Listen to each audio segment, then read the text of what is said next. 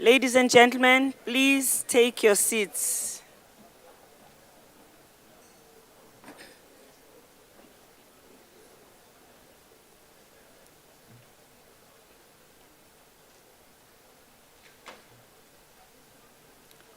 The presidents are about to come in. Can I ask you to take your seats, please?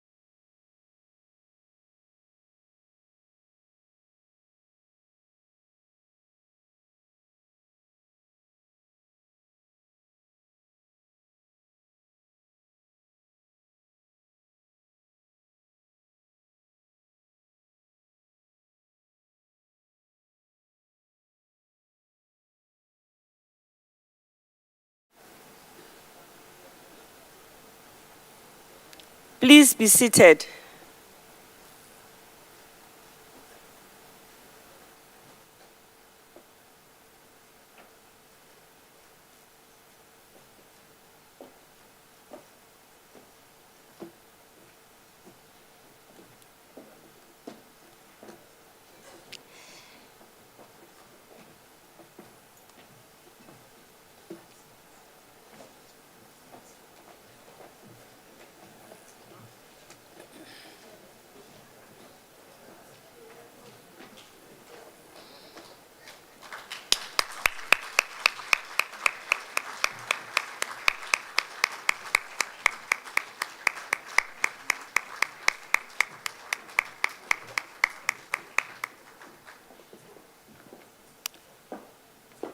Thank you very much, and good morning, Presidents.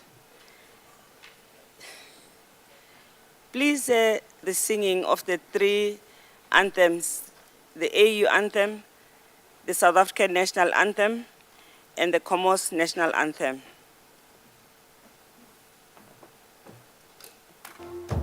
Let us all unite and celebrate together the victories won for our liberation. Let us dedicate ourselves to rise together to defend our liberty and unity. All sons and daughters of Africa, flesh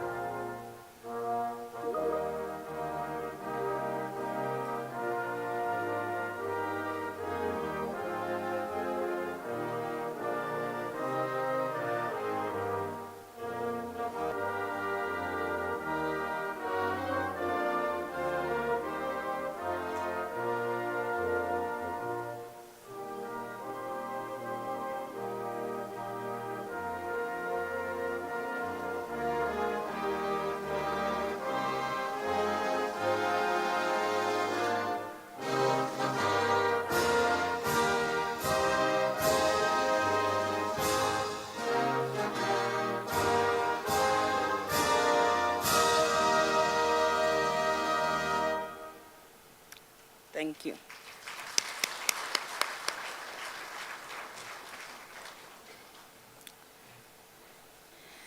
Thank you very much.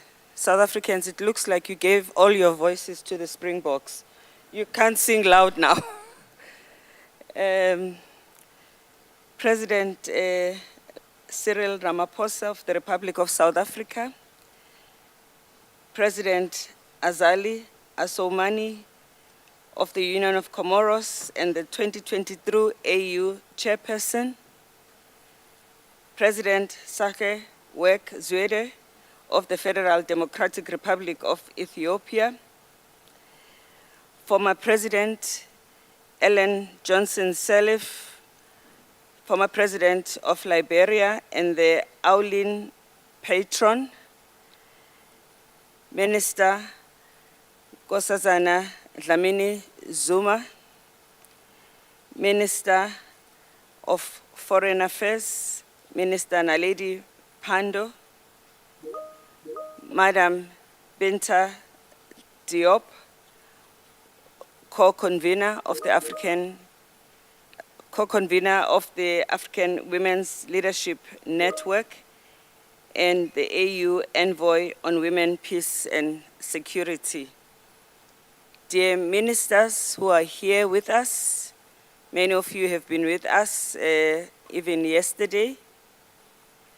Our Speaker of the National Assembly, Lechisa Tsinoli, and our Deputy Chairperson of the African Union, my sister. Welcome to all of you, to the delegates, and welcome also to all our presenters who have been with us here since yesterday. Presidents, we yesterday discussed the process that started in 2020 up to here.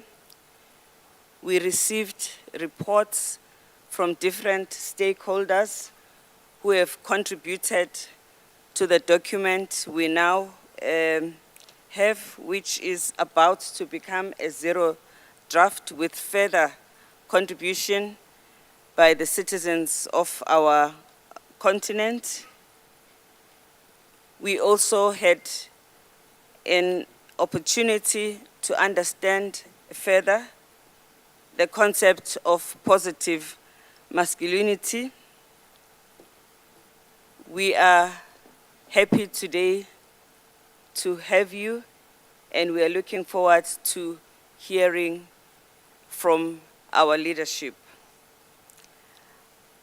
We are happy that this process has gathered the momentum that it has had.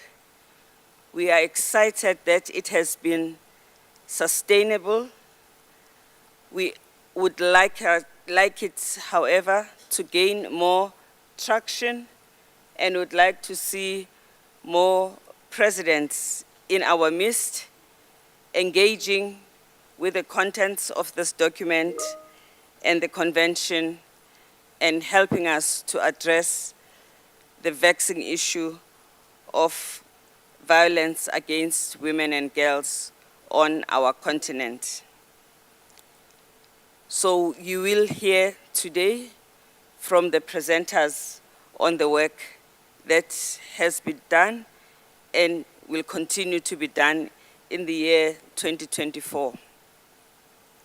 And without waste of time, I would now like to ask Minister Nkosazana Dlamini Zuma to welcome us. Can I just check if your devices are working?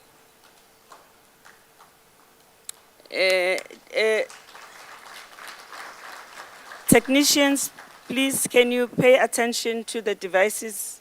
The devices of the presidents are not working.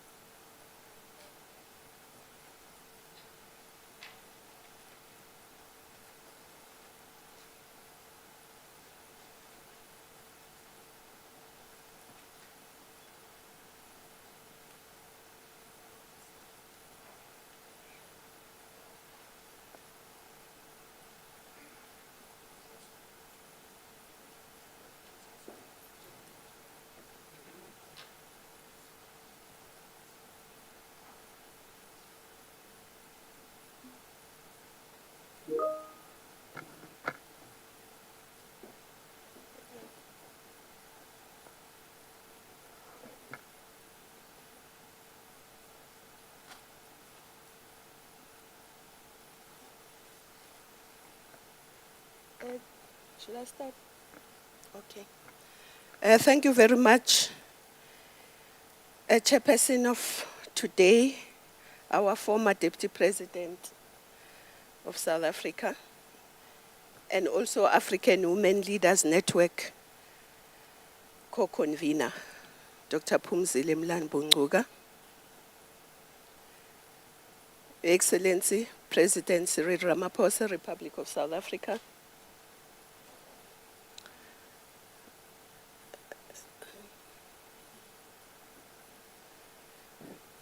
am I audible? No.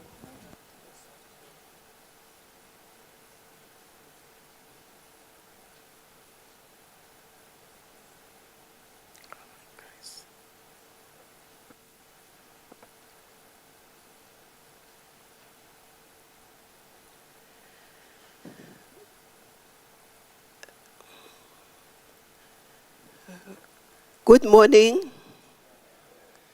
Okay. Chairperson of the day 2 of our conference, former Deputy President of South Africa, and also African Women Leaders Network co-convener, Dr. Phumzile Mlambo-Ngcuka, His Excellency President Cyril Ramaphosa of the Republic of South Africa, Excellency Azala Sumani, and Madam Asumani, President of the Union of Comores and Chairperson of the African Union. I have to translate. I understand there are some issues, so I will be translating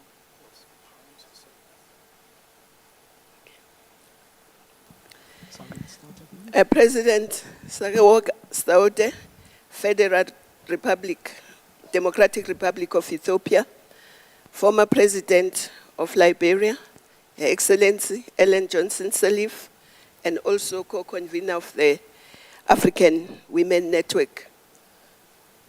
Bonjour à tous. Oh, it's working. And the former presidents who are online, the former president of the Republic of Mauritius and former president of the Republic of Central Africa, the deputy president of the African Union Commission, the Minister of Health and Solidarity from Comores, and also Deputy Speaker of Parliament.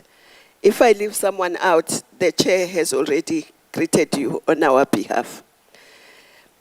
Ministers, deputy ministers, members of the various organizations that are here, leaders of political parties, distinguished delegates. I'm deeply honored to extend a very warm welcome to all our leaders and delegates on the second day of the 3rd AU Men's Conference on Positive Masculinity in Leadership to End Violence Against Women and Girls. The journey traveled by women of the world, and African women in particular, has been both heroic and tragic. We arrived where we are by resisting forms of oppression, by organizing ourselves to overcome, and also to dream of a more just society. We've fought longer and harder against great odds in pursuit of a more humane society. Your Excellencies, this conference is thus a continuation of centuries of resistance carved out on the shoulders of our forebearers, those who paved the way under chilling and untenable circumstances. After yesterday's presentations and subsequent deliberations, it is perhaps both befitting and timely that we use the second day of this conference to wrestle with the following question. Knowing what we know about masculinity and the ongoing violence against women and girls, what is to be done. We pose this question because what we do when we walk out of this conference should be inseparable from the Africa we want. And to borrow from one of the finest sons of the continent, President Samora Machel, and I quote, "The emancipation of women is not an act of charity, the result of a humanitarian or compassionate attitude. The liberation of women is a fundamental necessity for the revolution, the guarantee of its continuity and the precondition for its victory. The main objective of the revolution is to destroy the system of exploitation and build a new society that releases the potential of all human beings, reconciling them with labor and with nature. This is the context within which the question of women's emancipation arises," close quote. Firstly, it is time to legislate against all forms of violence against women, but also against the economic disempowerment of women. And yesterday, one of the presenters said one of the things we must use is quotas, and I agree with him. And also preferential procurement, and I agree with him. And I want to add to that list a gender-responsive budgeting, so that when we say we are empowering women, we know how much of our budget goes to that. So those are the things that I think we should do. But also, women must have access to finance. Women have great ideas, but when they get to the banks, they do not get joy. They don't get access to finance.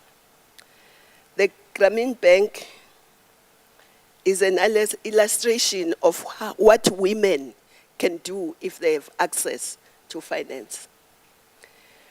But I also want to say, while on women and access to finance should not be made available, should be made available at all stages of the entrepreneurial ladder, from micro enterprise to big cooperatives. Because sometimes there is a tendency when we speak about women and finance to only talk about microfinancing. There's nothing micro about women. We want finance.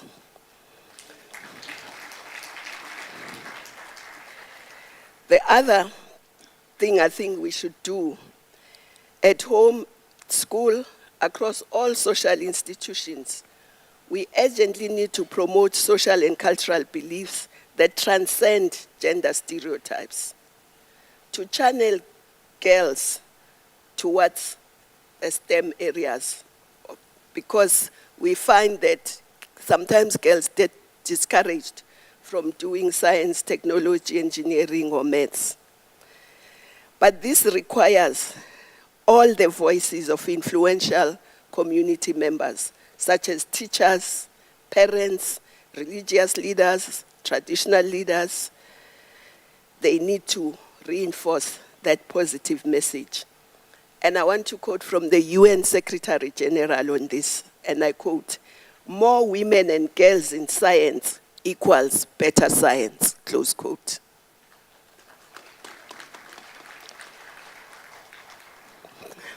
But who are these women that we're talking about? In the words of Diana Merrichild, she describes women and says, I quote, "A woman is the full circle. Within her is the power to create, nurture, and transform, close quote. So what more do you want?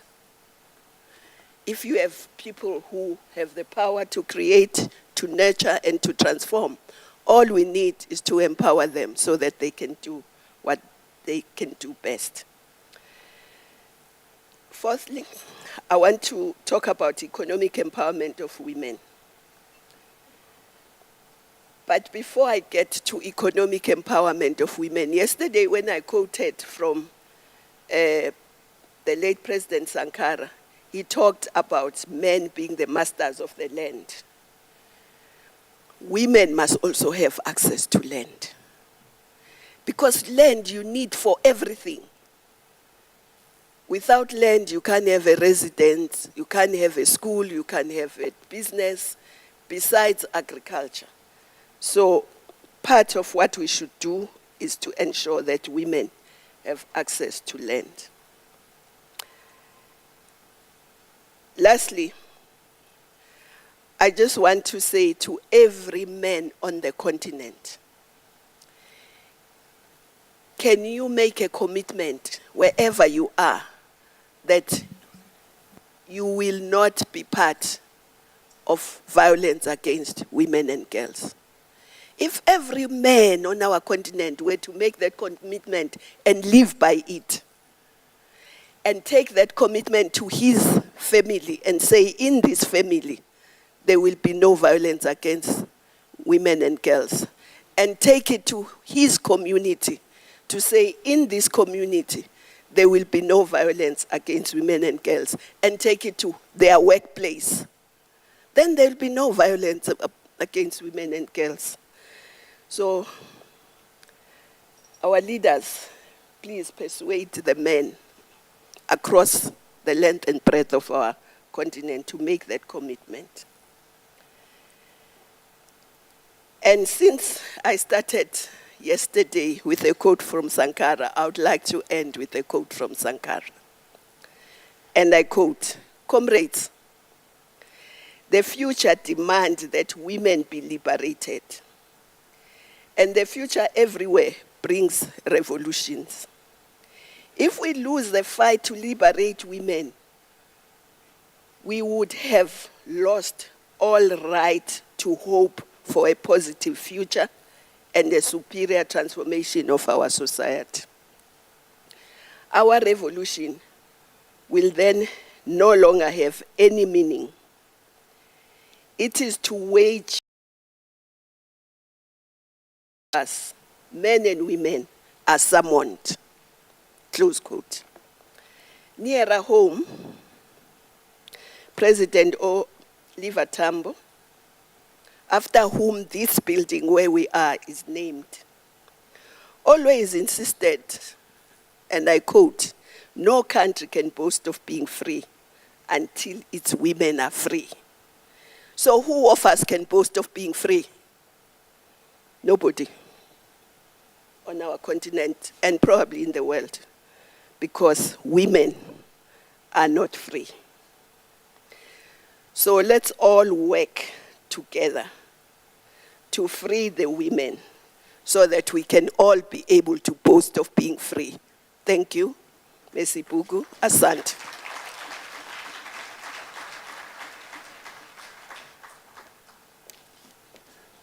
Another applaud, please.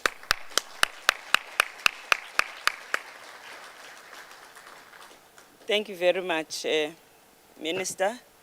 You are a very somber audience. I don't know what is happening. This is a happy day. Too sober. Well, somber.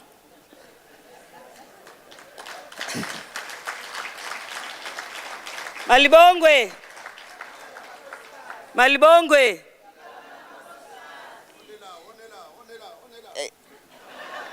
Even the president is helping you. He needs energy. He needs energy. We need to give the president energy.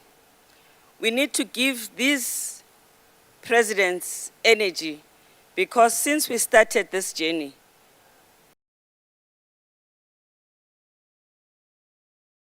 more than 10 out of the 54 African presidents to discuss this issue. This worries us, presidents. We need traction, and we are putting a lot on your shoulders. But we are here with you every step of the way. 2024 is going to be intense as we move forward in order to make sure that in 2025 we adopt this convention. By that time, we want these women who are here, these men, these stakeholders to have spoken to their heads of state in their countries in order to make sure that there is not even a single president in Africa who does not know that we are calling for change in Africa and we are calling for positive masculinity.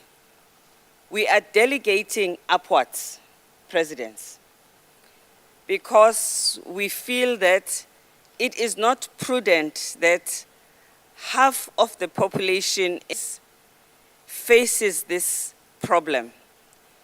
We feel that men and women with power and authority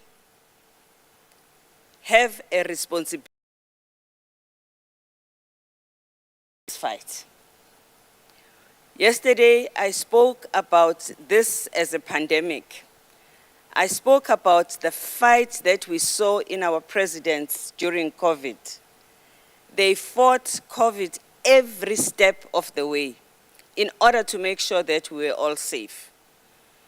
They made sure that people did not come into our countries if there was a risk that they would infect us.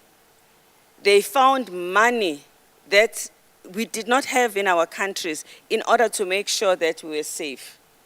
Health workers worked around the clock in order to make sure that we were safe.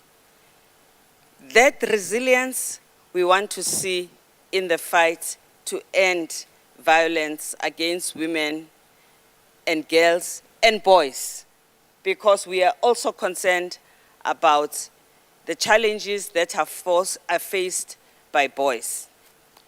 So, as we continue today, because this is going to be a tough fight, but it is a fight you just cannot afford to lose. It has to be won. With that said, I am asking and inviting another leader, President Ellen Johnson Sirleaf, who was the president. This idea of bringing this issue to the doorsteps of our presidents and to men of our continent.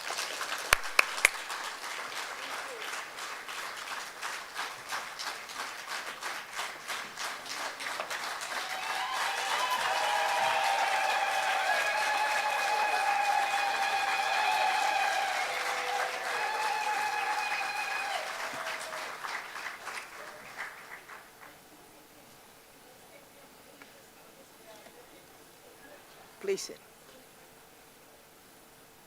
Your Excellencies, host presidents, Your Excellency, sister president, permit me to stand on established protocols for the rest of the dignitaries. Excellencies, today is the fourth day of the 16 days of activism, commemorating another theme, accelerating action to end gender-based violence. Leaving no one behind. Our own meeting themes reflects the same message: the need for urgent action and a return to the indomitable strength of purpose which took us through the enslavement, colonialism, and apartheid. If we do nothing else today, let us agree on a deadline for an African convention on ending violence against women and girls, which ensures that every African woman or girl can find protection in its provisions. The road from Kinshasa to Dakar and then to Comoros now finds us in South Africa, our third year joining, we can claim is bearing some fruit, but needs special impetus.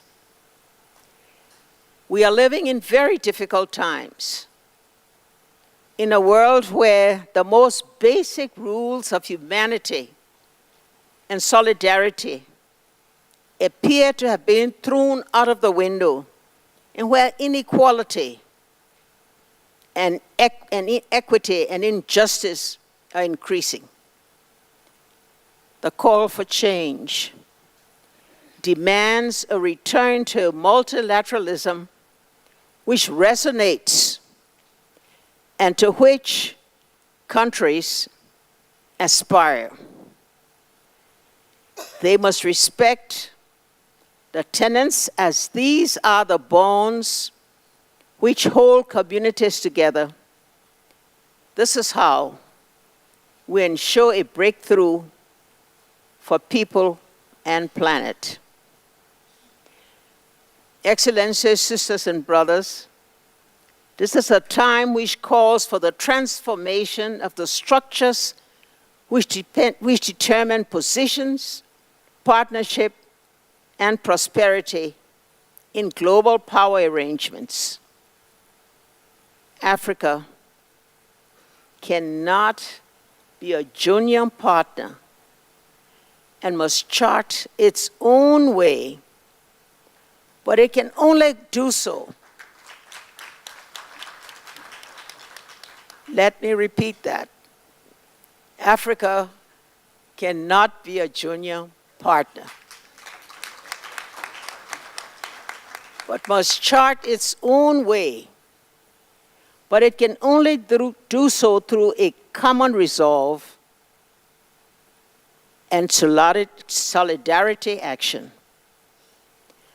As the South African Foreign Minister has said, we can no longer agree to be in partnership of supplication.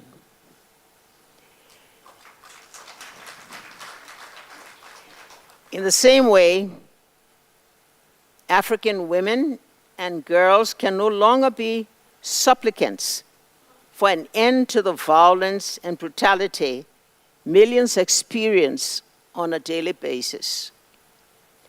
We are demanding a dismantling of a world set on a default of a power differential which favors the wrong models of masculinities, as well as the wrong models of countries. The presidents and other male leaders in the room have committed themselves. You, our presidents, have committed yourselves to being models of positive masculinity. We celebrate them today and urge them to expand the definition of positive masculinity to include an active and enabling embrace of supporting women leadership. During my time as President of the Republic of Liberia, I benefited from the solidarity of many of our brother presidents they were only brothers. But I thank you for being there with you. I thank you, and I thank all those who supported this, the women of Liberia, the women of Africa, the women of the world. And I express to you now my gratitude that my efforts to deepen democratization in my country has left a strong footprint.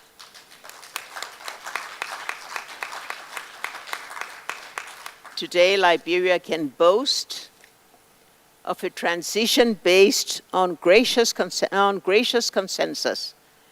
Indeed, an example to be recognized, and I pray, emulated. Excellencies, esteemed participants, behind the scene there have been many women and men from member states, the African Union Commission, the African Women Leaders Network, the United Nations family, civil society, and many other parts of society, working tirelessly to ensure the success of our meeting. Please let us all give them an applause.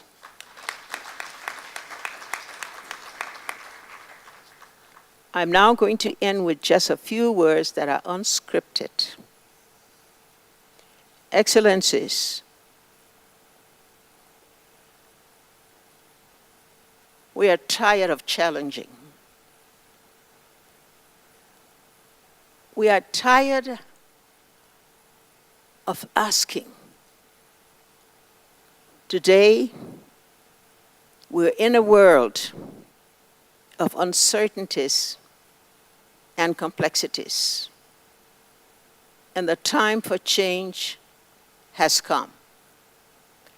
As Africa finds its common purpose and its common voice, it will need all of its participants. It will need its women, its young people to be by you, on your side and with you, to ensure that those changes are equitable. Those changes will enable our continent, the continent of the future, take its rightful place in a committee of nations. Excellencies, you are the change.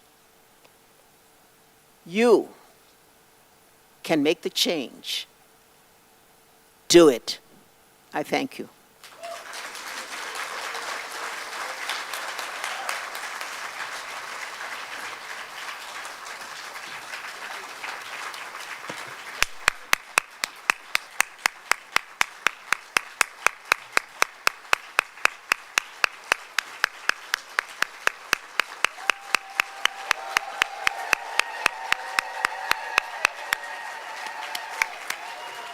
Malibongwe.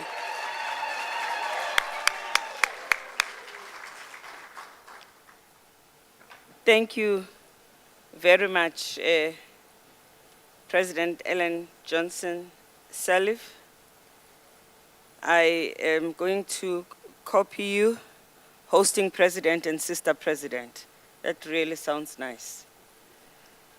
We will now hear from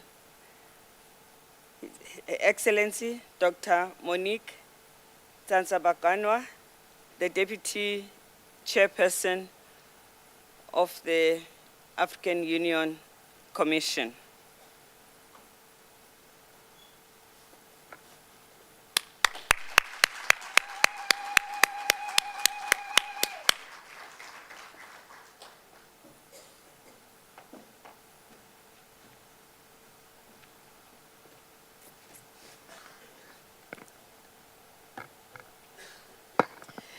Your Excellency, Matamela Cyril Ramaphosa, President of the Republic of South Africa.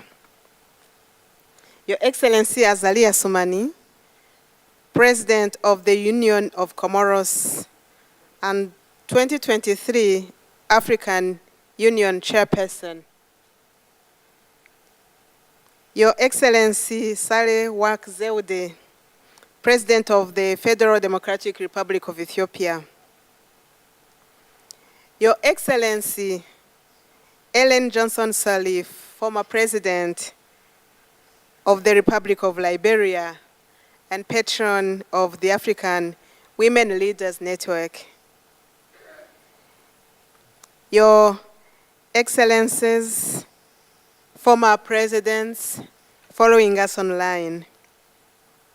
Your Excellency, Madam Bineta Diop, the African Union Commission Chairperson's Special Envoy on Women, Peace and Security. Your Excellency, Madam Zuma, our dear sister at the African Union Commission, and you hosting us very well in this men's conference. And Your Excellency, our Minister of International Affairs, Your Excellency, Madam Dr. Pandor, I beg your pardon. Other members of the South African Cabinet here present, Your Excellencies, Honorable Ministers here present, Your Majesties and Right High Royal Highness, members of the Diplomatic Corps, and members of the civil society, and women and I bring you greetings, and I'm delighted to be here to deliver this statement during the third edition of the Men's Conference on Positive Masculinity in Leadership to End Violence Against Women and Girls. I bring you warm greetings from the Chairperson of the African Union Commission, His Excellency Musa Faki Mahamat, on whose behalf I'm delivering these remarks. He would have liked to participate, as he did during the last two conferences. However, he was seized with equally important priorities that needed his personal attention. Nonetheless, he gave his blessings and wishes us a successful event. I would like to express appreciation to His Excellency President Matamela Cyril Ramaphosa, and by extension, the people of the Republic of South Africa, for their unmatched generosity and hospitality, and for affording us this opportunity to experience the rich South African history, heritage, and culture that has permeated not only the entire continent, but the world at large. This conference in the African Women's Rights calendar as we celebrate the 20th anniversary of the Maputo Protocol on Women's Rights, Africa's Bill of Rights for Women.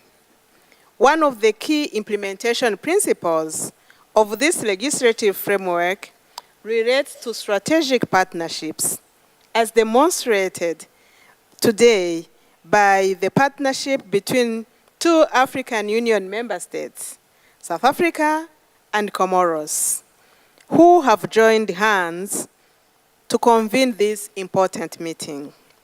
On this note, I wish to congratulate His Excellency Azali Assoumani, President of the Union of Comoros and 2023 AU Chairperson,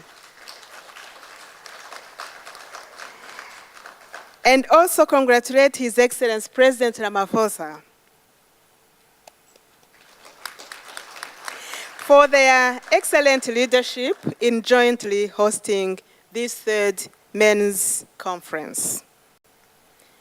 I would be remiss if I do not recognize my elder, Her Excellency Ellen Johnson Sirleaf, who pioneered the men's conferences, and my sister, Madame Bineta Diop, the AUC Chairperson Special Envoy on Women, Peace and Security, for her facilitation of the men's conferences. Similarly, I extend tons of gratitude to our senior leaders here present for always gracing men's conferences with their presence. I also thank and appreciate my elder sister, Her Excellency Madame Zuma, who is hosting us, as I said.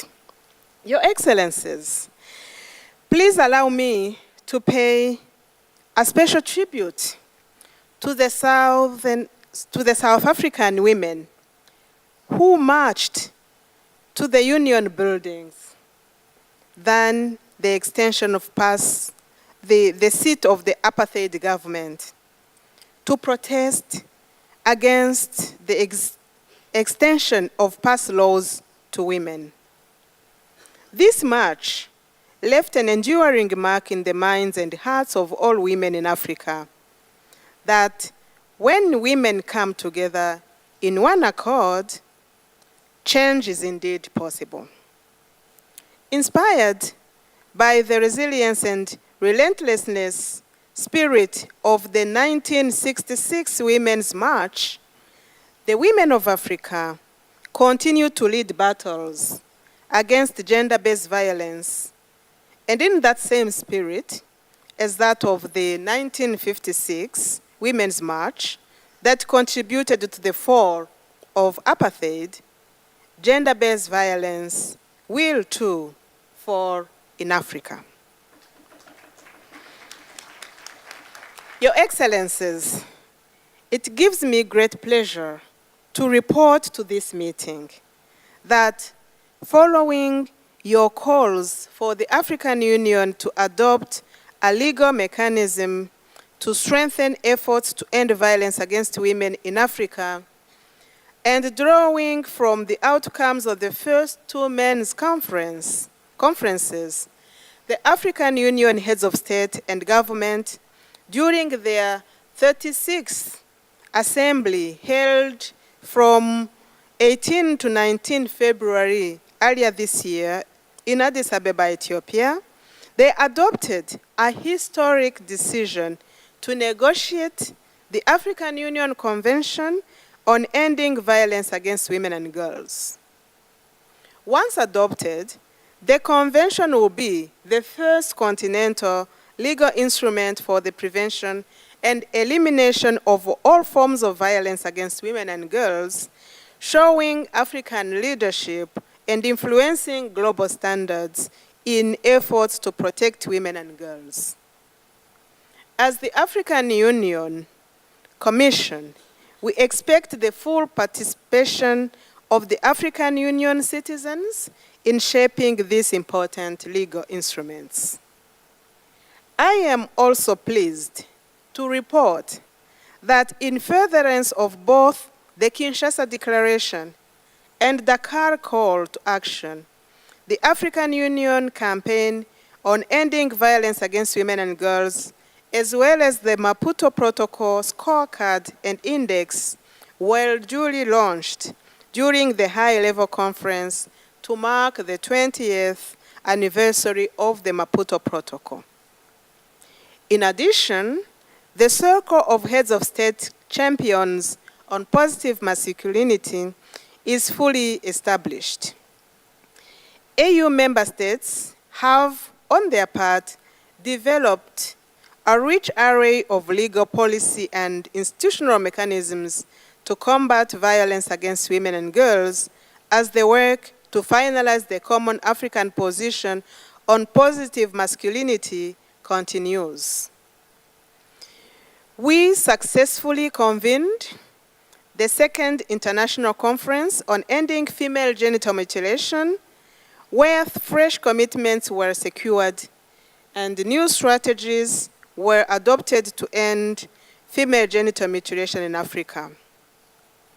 Although violence against women and girls still persists, Africa is unyielding in its efforts to push back on this scourge, and we believe working together, we can indeed win this battle. Your Excellencies, we are mindful of the linkages between the lack of economic and financial inclusion with vulnerability to violence and as a form of structural violence itself.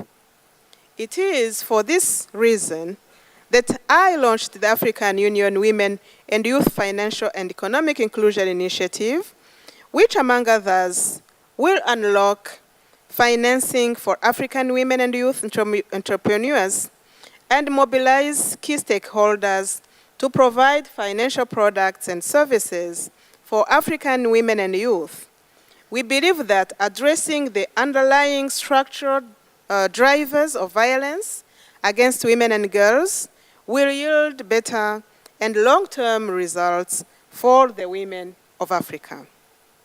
Your Excellencies, distinguished ladies and gentlemen, as we are meeting under the auspicious skies of the Rainbow Nation, I would like to recall the statement of the founding father of this nation, His Excellency Nelson Mandela, on 8th May 1994, in the South African Parliament in Cape Town, where he said, and I quote, "Freedom cannot be achieved unless women have been emancipated from all forms of oppression. Our endeavors must be about the liberation of the women, the emancipation of the man, and the liberty of the child." End of quote. The wisdom of this statement comes to bear, especially on a day such as this, as we are gathered to discuss how positive masculinity in leadership can support efforts to end violence against women and girls so that they are fully emancipated and liberated. This is consistent with Goal 17 of Pillar 6 of Agenda 2063, which prioritizes ending violence against women and girls as a means to the prosperous and peaceful Africa that we all want.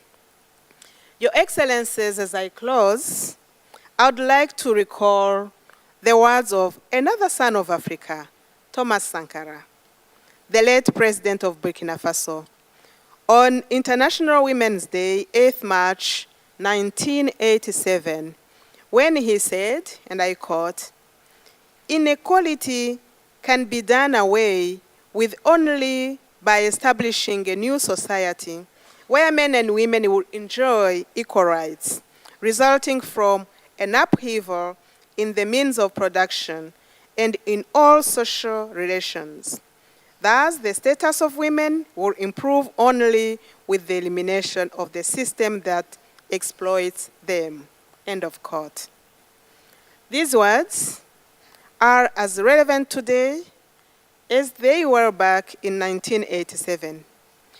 As we continue to look for solutions to end violence against women and girls, we have to be deliberate about dismantling the patriarchal systems and other harmful traditional systems that subjugate women and expose them to violence and inequality.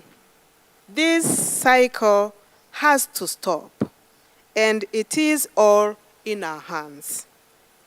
On this note, I wish to reiterate the commitment of the African Union Commission to continue to work with you to end this scourge of violence against women and girls.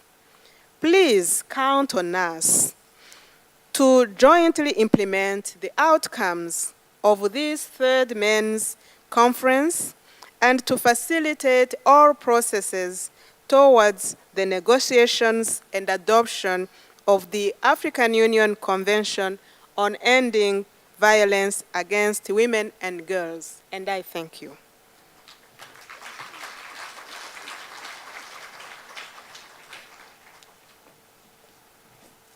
Another round of applause. Thank you very much.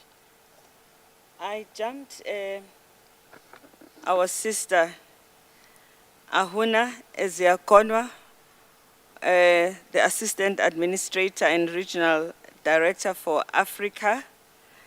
Please, Ahuna, thank you so much.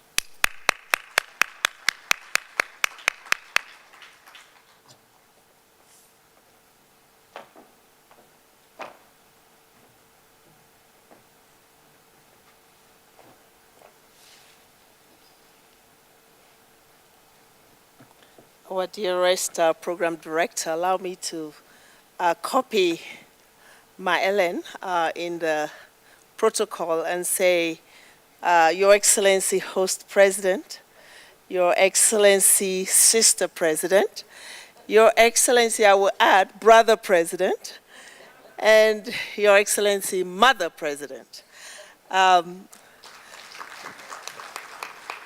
It's wonderful to be able to join this meeting today in my capacity as UNDP Africa Director, representing UNDP, which continues to accompany this initiative, but also in my, on behalf of the United Nations.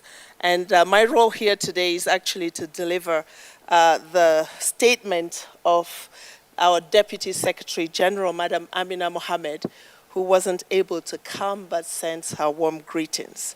So I will go ahead and deliver her message. Excellencies, ladies and gentlemen, my sister Binetta, congratulations on this third Men's Conference on Positive Masculinity in Leadership to end violence against women and girls. Thank you for to the government of South Africa for hosting this important moment in time in Pretoria, with the distinguished presence and participation of His Excellency President Cyril Ramaphosa, jointly with His Excellency President Azali of Comoros, and also Her Excellency President Sahle-Work Zewde of Ethiopia, and the Deputy Chairperson. I welcome the AU High-Level Presidential Initiative on Positive Masculinity in Leadership, convened by the AU and Alwyn since 2020 to end violence against women and girls in Africa. This timely initiative is operationalized through the annual AU Men's Conferences and the multi-stakeholder pre-conferences and the consultations with AU citizens.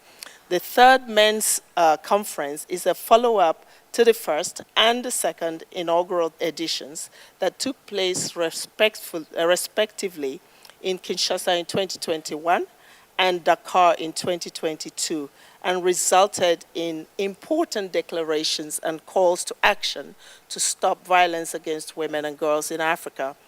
Drawing from the outcomes of the two first inaugural conferences, the AUC took a historic decision in February 2023 to negotiate a convention on ending violence against women and girls in Africa, a groundbreaking move that needs to be recognized.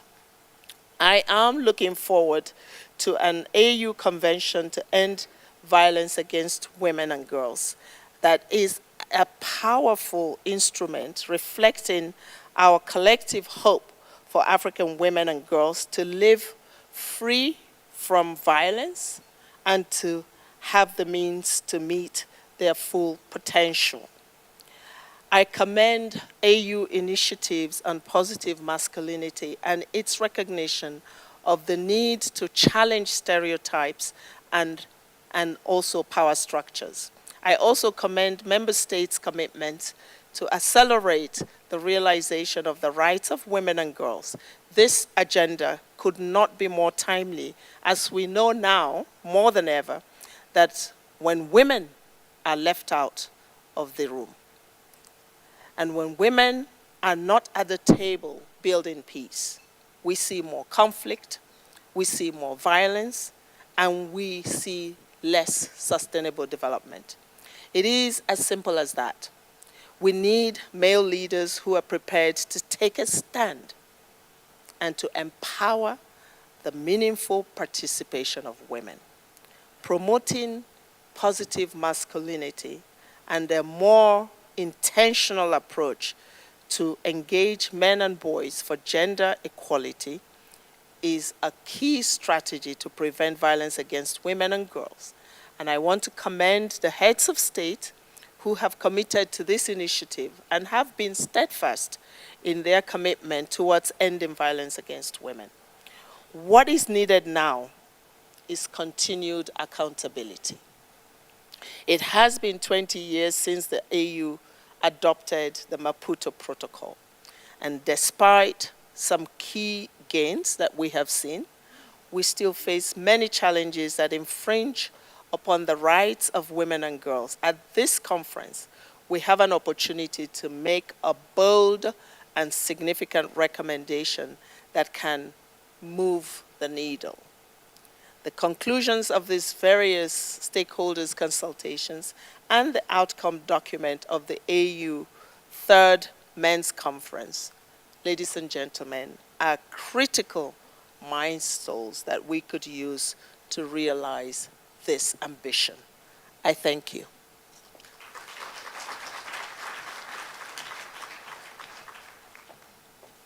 A round of applause.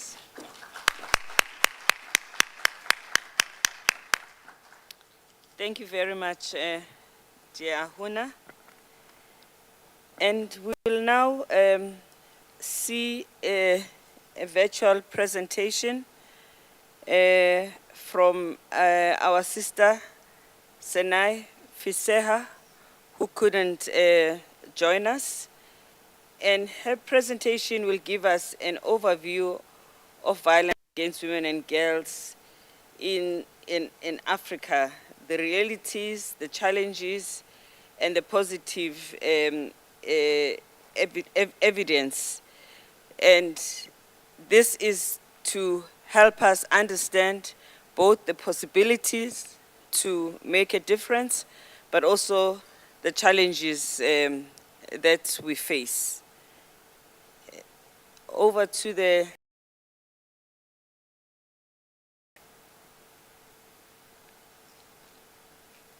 Good morning. Can you hear me? Good morning. Government.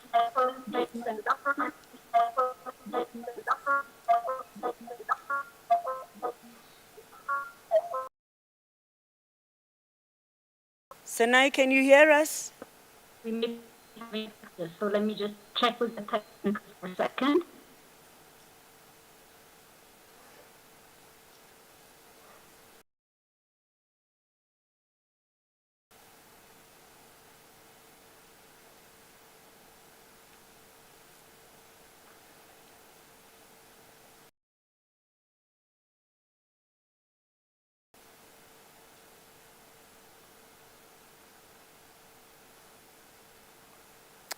Do you want to? Excellencies, heads of state and governments, excellencies, dignitaries, ministers, AU and UN representatives, guests, partners, all folks observed. We will move on while they attend to this and see if something can be done to help the presentation of Professor Senai Fiseha of the Susan Thompson Buffet Foundation. You have been tireless in your efforts. Then you will switch it, yeah, and then we will continue.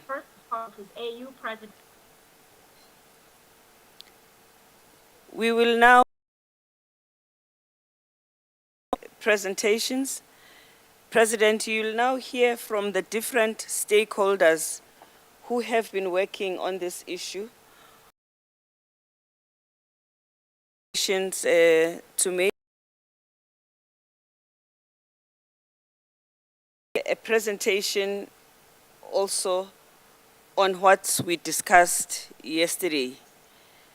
And we have quite an impressive number of brothers and sons here who have been at this conference and participated very well yesterday.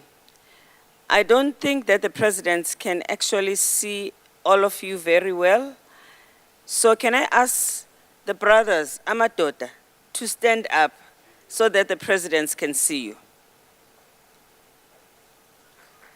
Uguti, you are here today. You are here today. Can we see all the brothers, the fathers, the sons who are here today?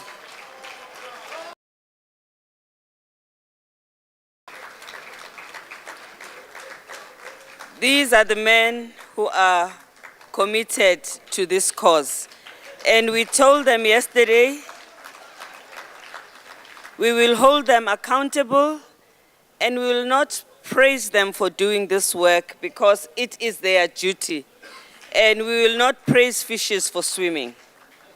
So thank you very much for being here and the work you do. Without any waste of time, I will now first ask women leader, Nazma Sandi, to do a presentation. She will come here.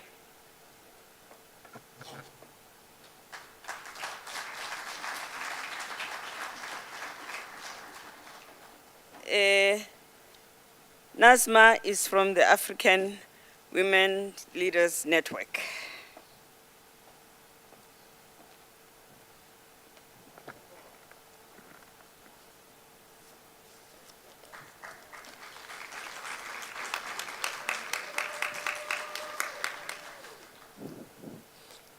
Excellence, Madame la Présidente.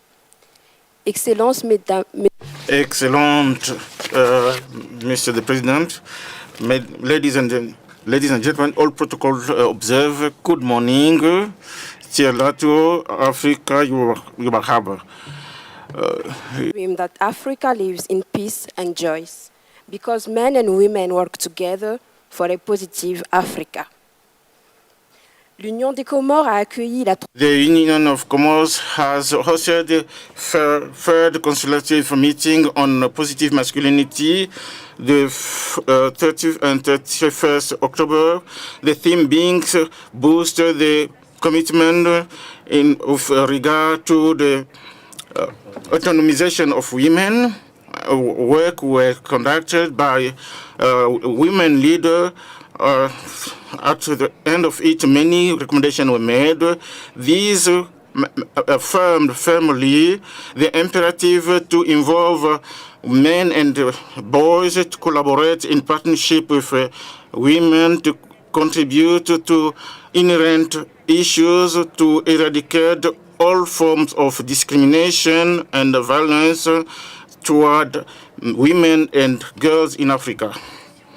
Two big actions were identified, the first being to encourage a return to an informal family education, to inculcate positive attitude and a commitment to create and promote a promising future. The second being to deal with conflict situation throughout the world in a disproportionate way of women and girls, to invest in the well-being of humanity. The third consultative of women leader was to adopt a recommendation on four thematic, mostly matriarchal community, economical empowerment, positive masculinity, and also the Convention of African Women on eradication of violence against women and girls. At the end, 25 recommendations were done, which are now available, which Excellence, Mr. the President, are to make for a serene, a peaceful life in a global manner. African women ask for active participation in promoting positive masculinity and fight against violence against women and girls, and the economic empowerment, the financial inclusion, and the change of mind are the master word of that fight. In doing so, the Convention of African Union on the eradication violence toward girls and femmes is of importance in that demarche. The potential of women is unmeasurable, and if she is able to give life, she is able to build a better world for the humanity. We are convinced that the future is inclusive.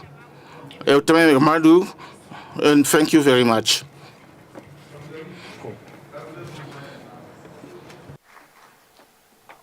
Thank you very much.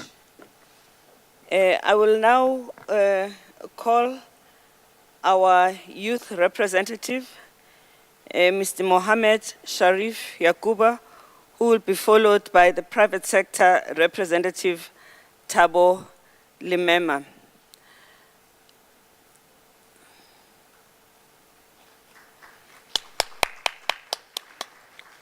Mohammed,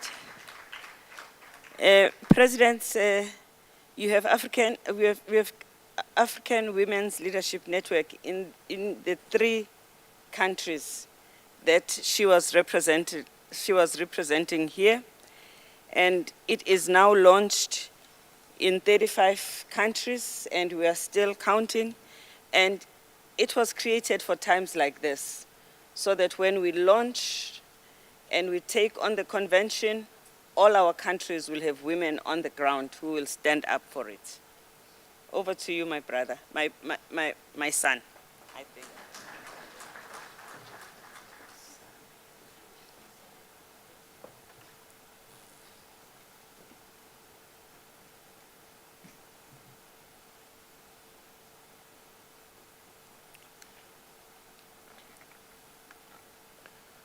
Your Excellencies, all protocol observed.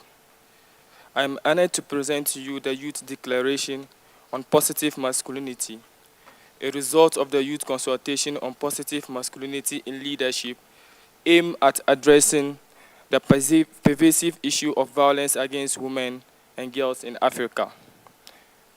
The Chair, in acknowledging the role of youth in shaping the future of our continent, we, the youth leaders and advocates for positive masculinity, gathered with shared commitment to foster inclusive, equitable, and empowering leadership for all.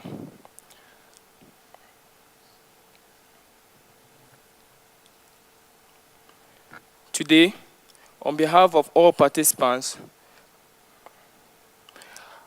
our Continental Youth Consultation engaged over 120 diverse youth from the African Union member states, serving as a platform to share perspectives, assess the outcomes of the first and second African Union Men's Conference, the Kinshasa Declaration, and the Dakar Call to Action. Today, on behalf of all participants, I am honored to present our recommendations to this assembly. We recognize the historical impact of gender norms on leadership and affirm the need to challenge and redefine traditional masculinity. Positive masculinity, as we see it, embraces qualities such as empathy, collaboration, and emotional intelligence essential for nurturing effective and compassionate leaders. To this end, we urgently call upon heads of state and AU to accelerate these 3 critical areas. 1, develop a comprehensive legislation and enforcement, legislation that criminalizes all forms of violence against women and girls, while ensuring effective mechanisms and accountability for perpetrators. Secondly, ensure inclusive education and awareness of online culture, recognizing that the potential for transformative change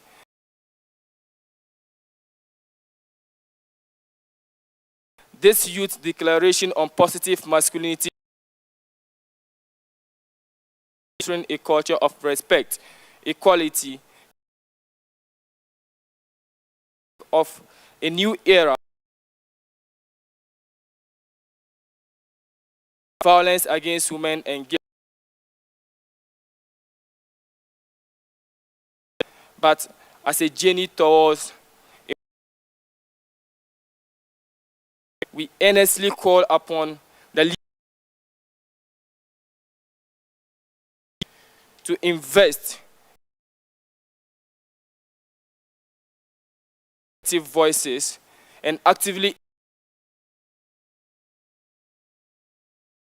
because by so doing are replaced with inclusive and equitable values to thrive free from all nation. May this declaration serve our generations and those to come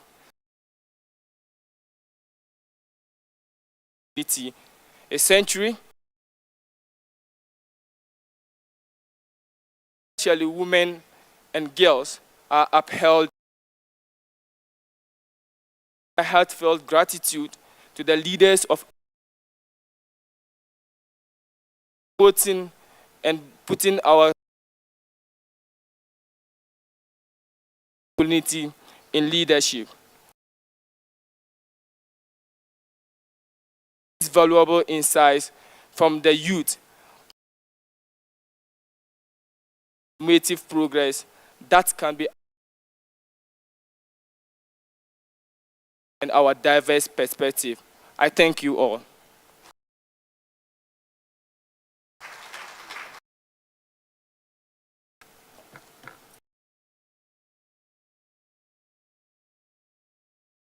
Much to our young people. We now invite Imali. Come. Tabo.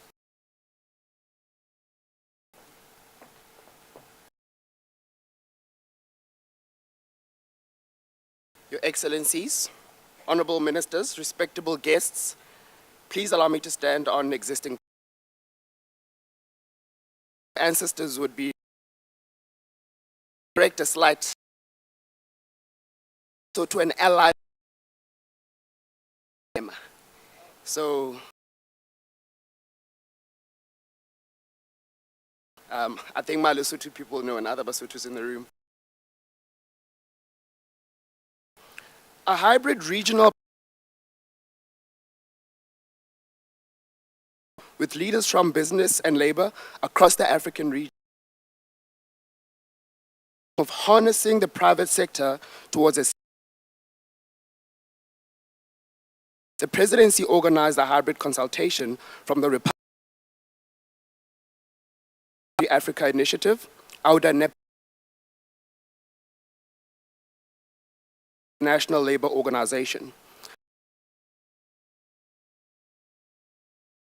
to present to you, Excellencies, the outcomes document at the 3rd AU Men's Conference on Positive and Violence Against Women and Girls. President Azali Assoumani. At this consultation, 80 stakeholders in the private associations, organized labor, banking, energy and telecommunication sector, chambers, civil society organization, representatives of government, entities of the United Nations and other development were from 18 African countries covering all 5.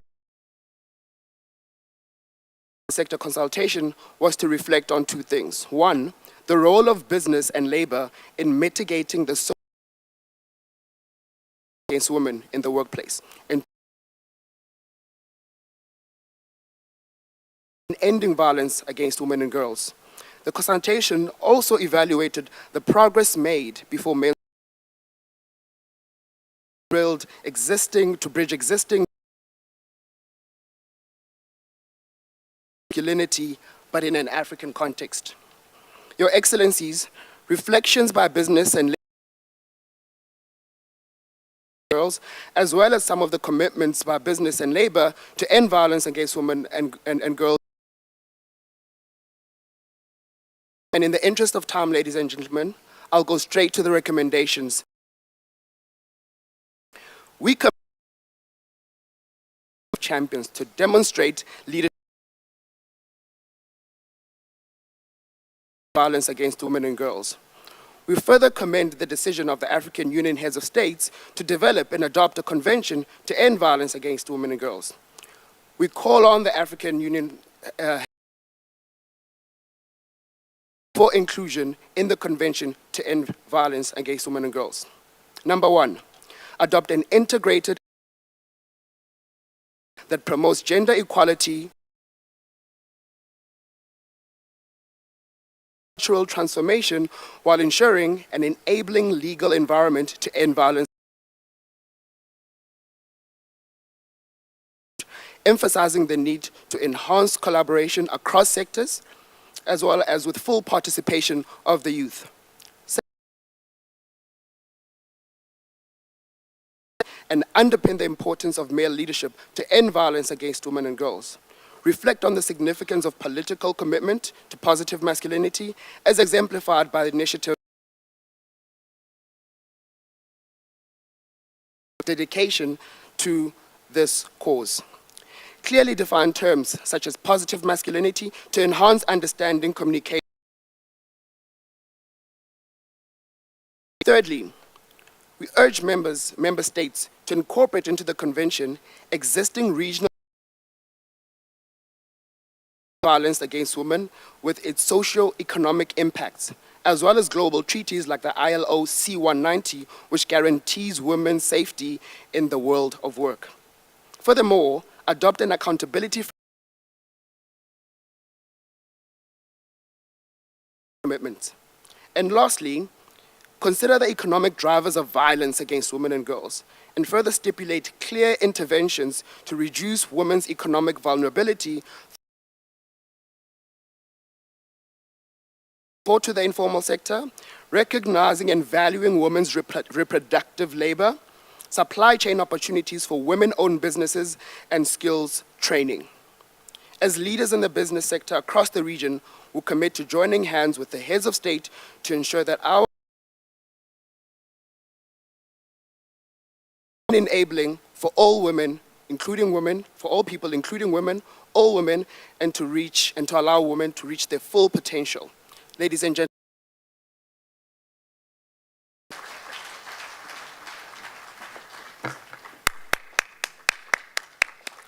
Thank you very much. President, like the youth, civil society, women,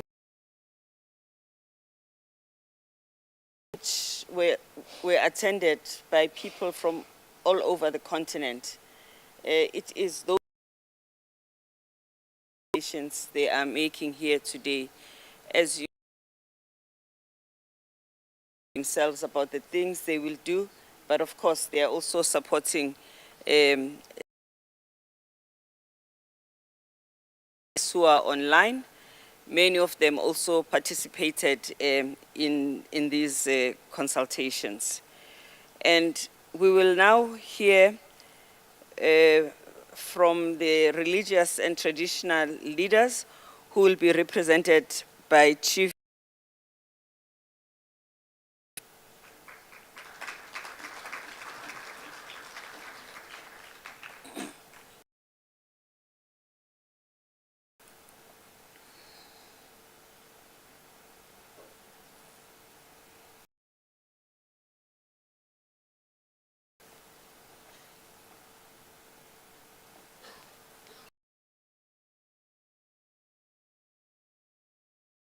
It will be Dr. John Oti, who will be virtual representing academic civil society.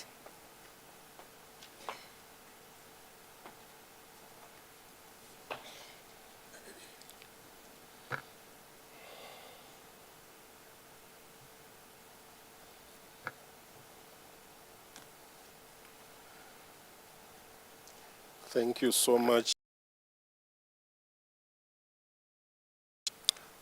I'm representing the tradition and religious leaders in Africa, representing the Council of Traditional Leaders.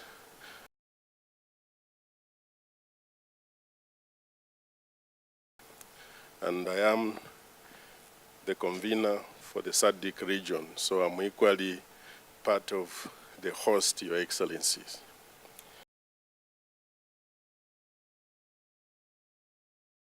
Consultations with the tradition and religious leaders held on the 17th to 18th November 2023 in Kinshasa, Democratic Republic of Congo, are proud to make our collective contributions and recommendations to the Third African Union Men's Conference on Positive Masculinity in Leadership to End Violence Against Women and Girls. With and its member states for the high-level initiative, the inaugural African Union's Men's Conference, convened by the President of the Democratic Republic of Congo, President Felix Tshisekedi, the then chairperson of the AU and current champion 2021. We also take into account the Kinshasa Declaration conference, as well as the Dakar Call to Action in Senegal under the leadership of His Excellency President Macky Sall of Senegal in November 2020. So congratulate you, Your Excellency, President Cyril Ramaphosa, for hosting the President of the Union of Comoros and the current AU chairperson. Your Excellencies, allow me to also thank the UN Women, UNFPA, UNDP, and MONUSCO and capacitation through the Council of Tradition and Religious Leaders. We have reached this level due to the support by the continental, regional, and national levels.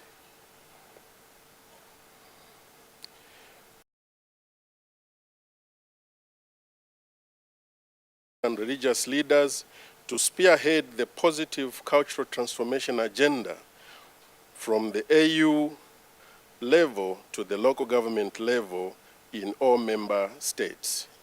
We are committed through the declaration that culture.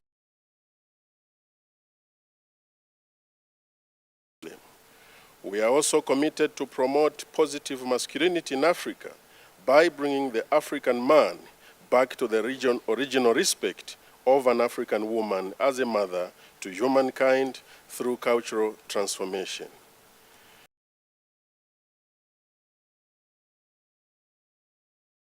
Rights, dignity, and Ubuntu. As COTRA, we call for increased support in awareness campaign on positive mindset change across communities in order to change the societal narrative which puts household chores as a gender role for women. We strongly commit a zero-tolerance and fully support all the charters, protocols, and initiatives on the women's rights by positively transforming our cultures and the established platform for tradition and religious leaders, regional, national, and local government. Let's collaborate to operate and win the fight as adopted in the Kinshasa Declaration and the Dakar Call to Action. Last to commit, but to work alongside you. All we need is your optimum support at all levels. Your real empowerment. A woman does not need a blesser. My mothers have been quoting the debated sons of Africa. I'm going to quote you as a living son of Africa, where you say,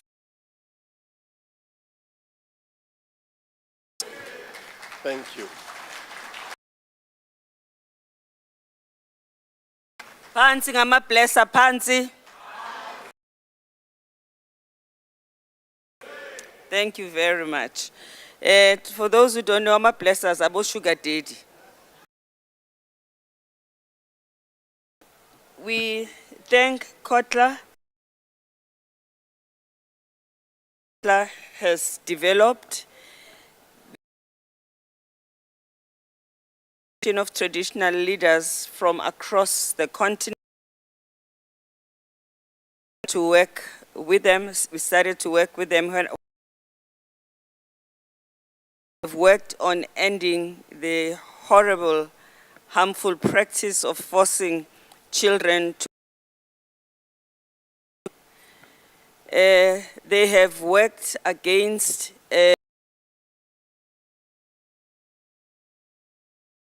obviously worked against physical and sexual violence, and they are here now in full force to support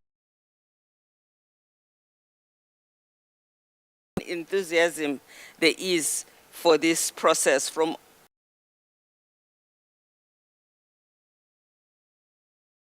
we will be asking Dr. John Oti, who will join us virtually. I hope the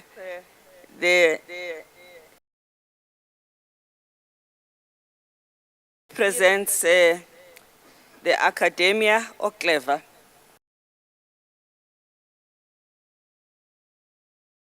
Are we good? Is it working well? Yes, can you hear me? Good morning. John, can you hear us?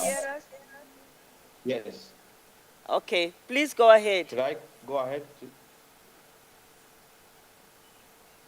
Good morning. I bring you greetings from Cape Coast in Ghana. And Your Excellencies, ladies and gentlemen, permit me to write on the already established protocol. Am I audible? Yeah, if you could be louder, John.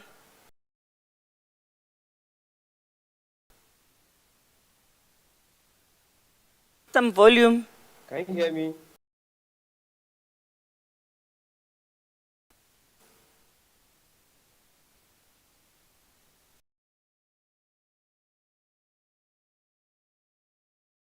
All right. So as I said, permit Your Excellencies, distinguished participants, please permit me to write on the already academia. First, the academia risk.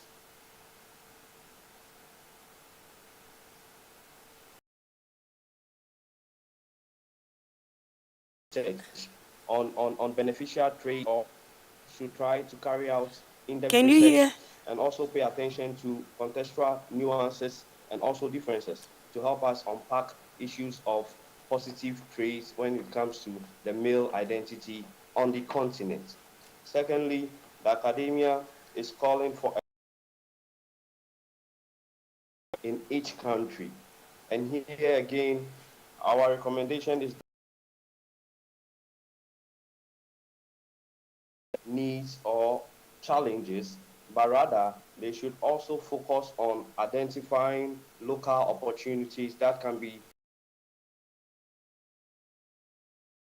interventions that can help us curb or mitigate violence against. Again, the Academy is recommending that engage as well as active participants on the continent. Continuous engagement or collaboration between the academy and also policy formulation and implementation. We in the academy training by men, the negative impact of holding on to rigid or toxic ideas of masculinities on their own physical and as a young academic research on gender-related issues, I must say that every good research is underpinned by we in the academy are calling on the AU and also member states to provide a seed fund that can be used in carrying out transformative gender-related research on the issues of masculinities. This, we believe, can be done through a formation of consortium among African using the post-colonial lens and also using the contextual differences and nuances. As you all know, men on the continent are not the same. Even men within the same community are not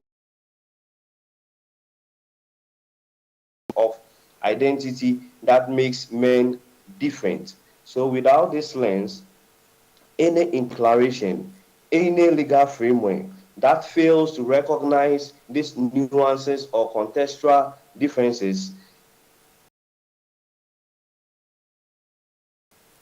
Finally, as a young academic on the somebody who we are tired. We are tired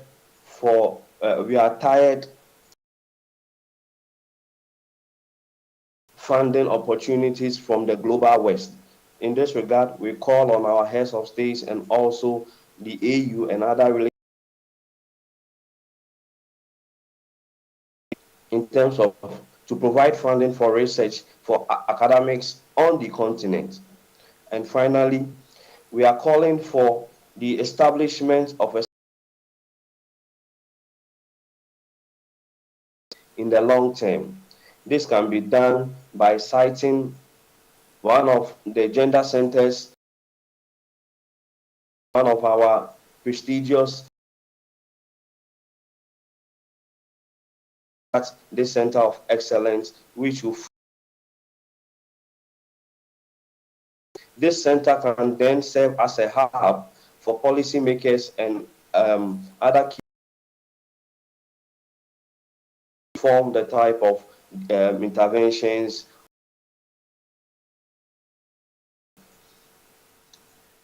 Finally, to end my submission, I will say that we in the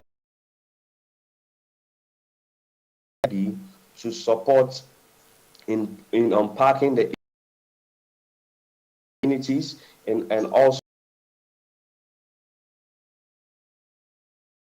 masculinities that can be scaled up. On this note, I say thank you for the rest of the discussion.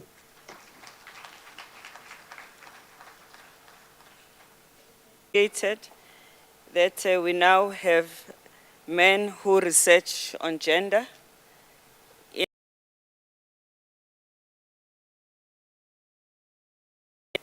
studying women.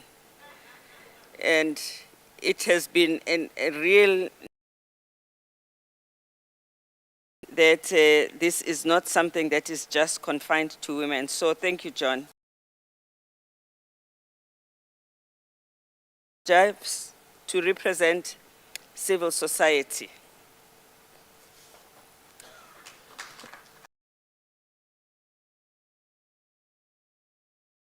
Go back to the video that we did not see.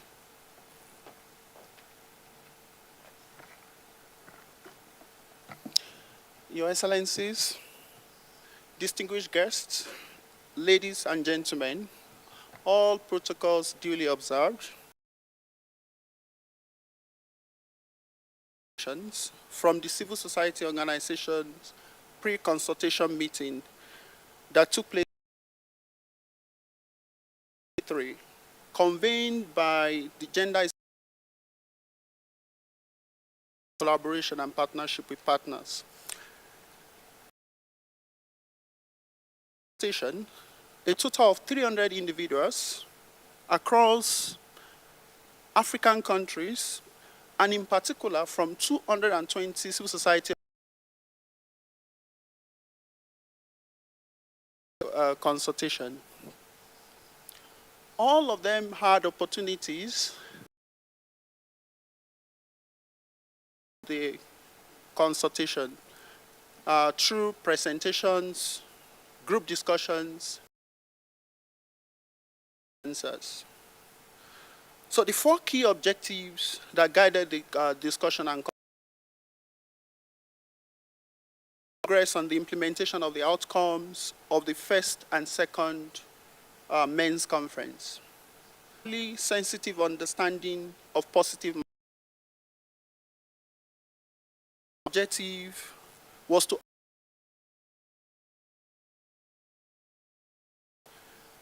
included in the draft AU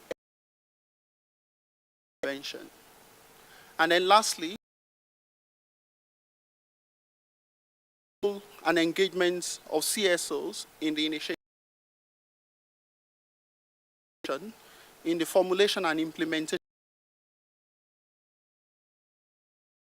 and prevention of violence against women and girls. Now, on the front, noted that the Kinshasa Declaration and call for action by the African Union,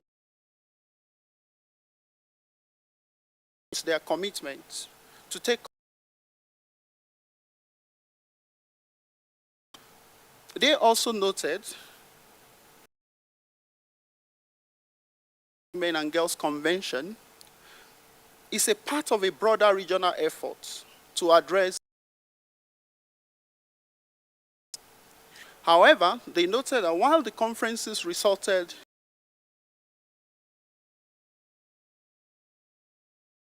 positive masculinity and addressed gender-based violence, there have been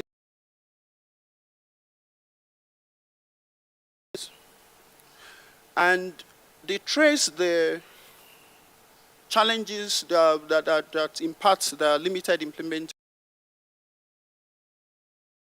is lack of resources to support the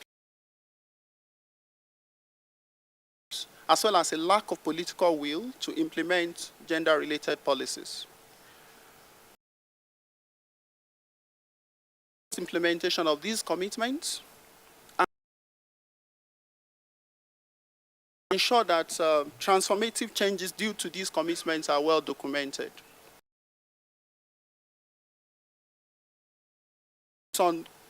Towards a comprehensive and culturally sensitive understanding of positive masculinity.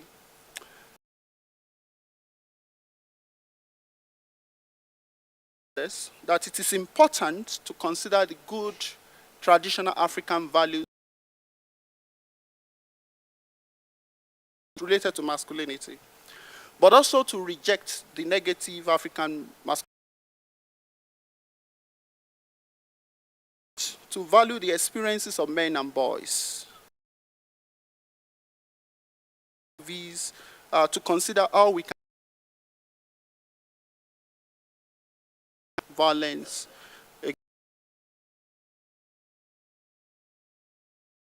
In positive masculinity as behaviors and traits that promote the equitable relationship between men and women based on violence and mutual respect. The CSO with the redistribution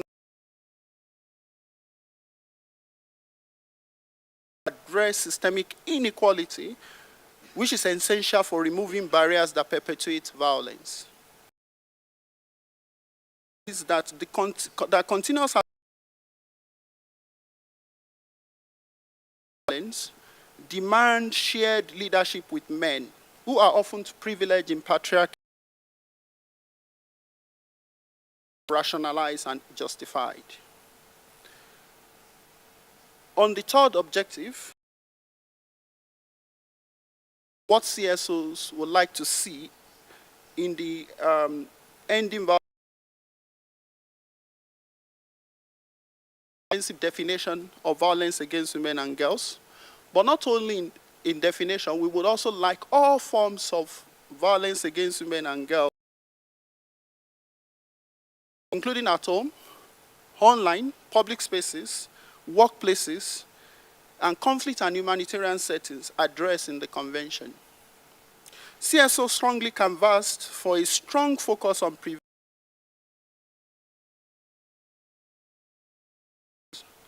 To this end, we would like to emphasize the inclusion of a clear and comprehensive set of rights,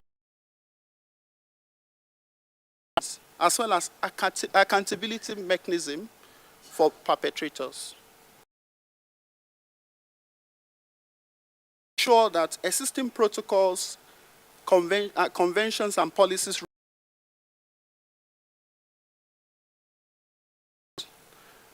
to avoid duplication of effort and ensure that the convention is comprehensive and effective.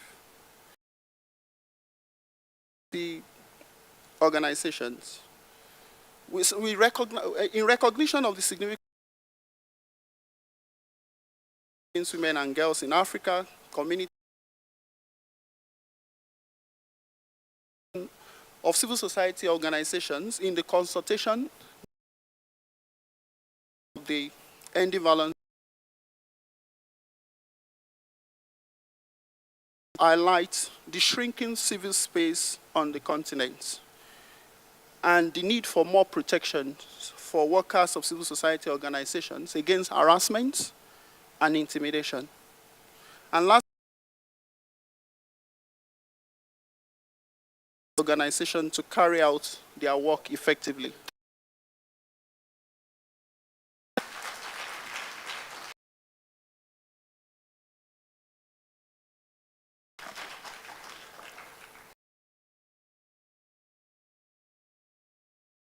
And hopefully to hear Professor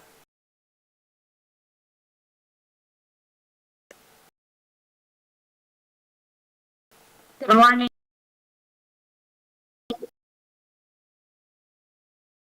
And invited guests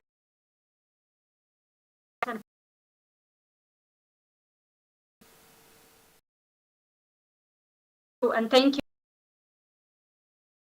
for bringing this issue convention on ending champion in your efforts, and I think the continent is better because of challenges we've had. I was given the daunting task of trying to provide an overview of violence against women and girls in African region in just a order fell out of place. Best, but I want to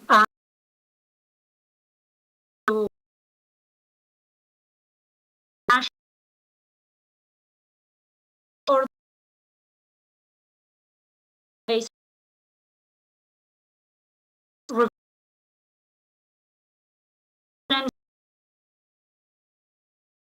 to only ensure women and girls. We hear a lot of tokenism or putting few women in power position, but really African girl and women and benefits all of us.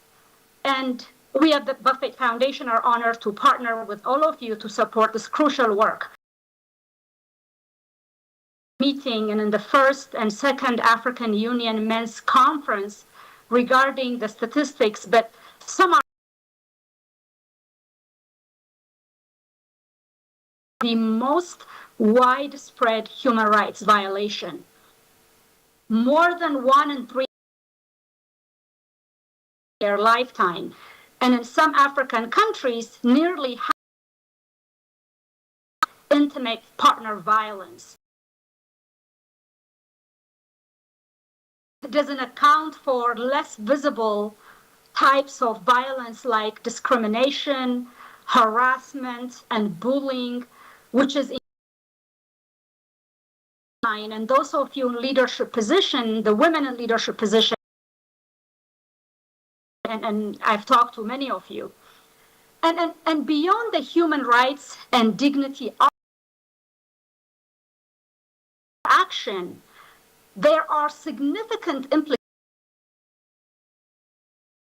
It causes physical. When a woman is raped or when there is sexual violence, there are unintended pregnancies,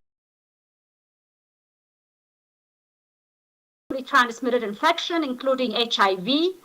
But the mental impact of depression, anxiety, these are things women and girls live with, the trauma for the rest of their life.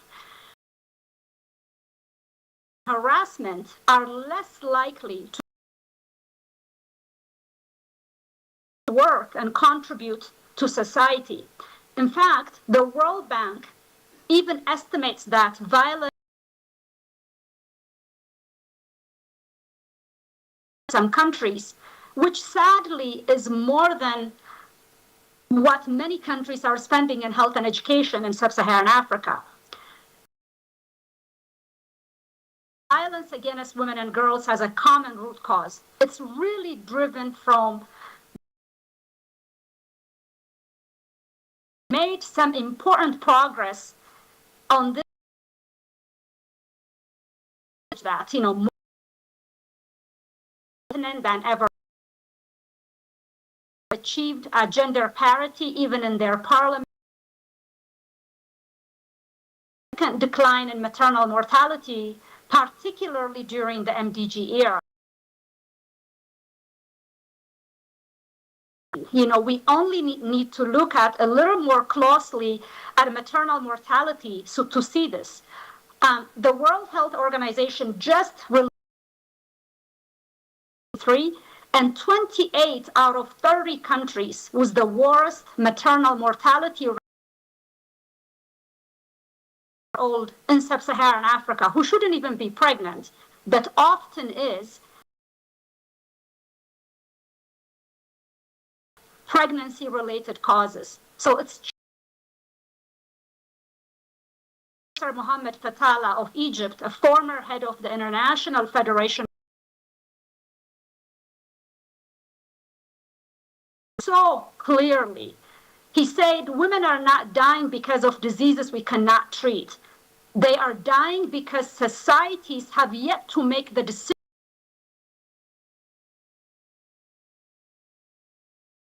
after the African Union adopted the Maputo Protocol, and yet this still rings true. So I share this broader context because it's critical in considering what solutions. On one hand, we need to focus on addressing the direct and immediate challenge of violence efforts. Unfortunately, there's good evidence around models that work. Services to women and girls that are affected, addressing their reproductive health needs and connecting them to legal and psychological support, target influence like schools, work, and place of worship. We know such interventions can change mindsets and behaviors, and at the end of formational culture and norm change in our continent. We need to involve parents, particularly effective in also important to consider. There has been well documented and pervasive in some of our communities. But beyond the specific interventions, solving the challenges of violence, discrimination, and structural violence that women face. Last year, His Excellency President Ramaphosa had a line that really stuck. Struggle until we fundamentally transform how masculinity is expressed. And by that, he means far beyond how masculinity. It's rather about changing how men value women in society. It's as much as boys. It's about allowing women's reproductive choices. The unpaid labor women provide and improving their jobs and career prospects. And it's about guaranteeing their fundamental to a life without violence, but to a life. We have the policy framework to do this. We have the Maputo Protocol, the Solomon GEA, the AU strategy for African Charter for the rights and welfare of the child, the Convention on the Elimination of All Forms of Discrimination Against Women, and the Convention on Ending Violence.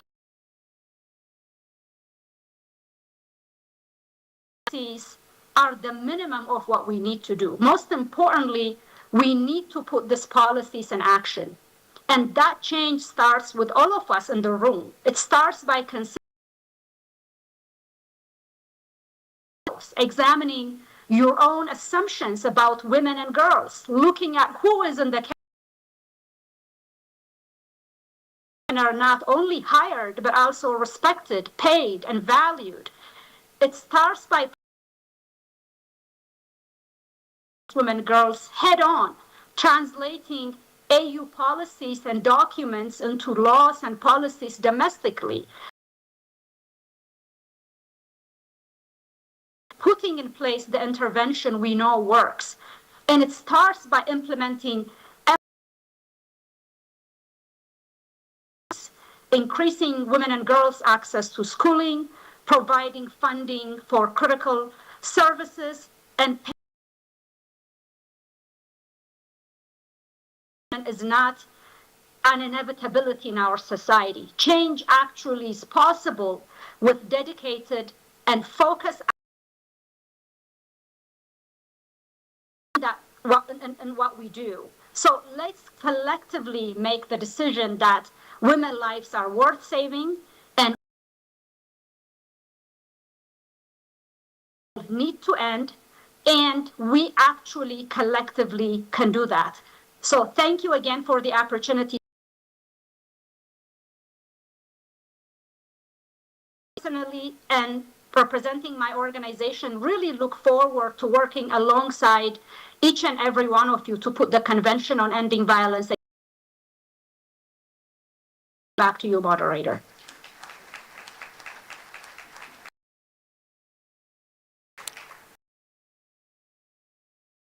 To Sanai.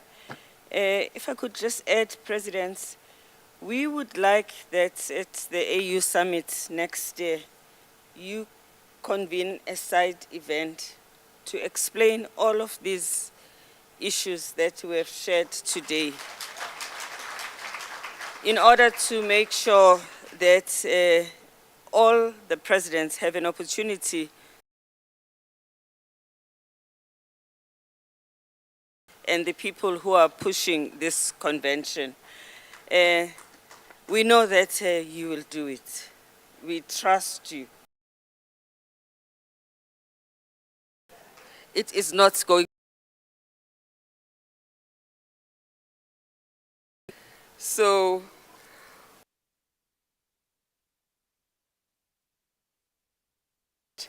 the contributions by stakeholders, but we still have a long way to go.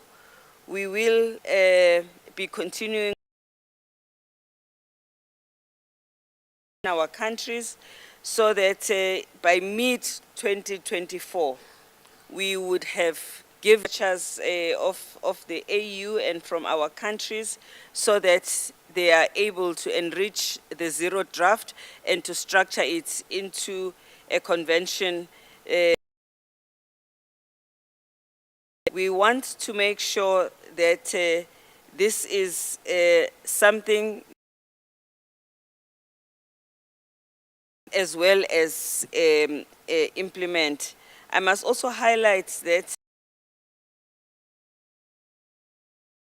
the many other agreements that we already have in the so that come from the UN. For instance, we have the ILOC 190 also intended convention. We leave no stone unturned. I can see that, should I?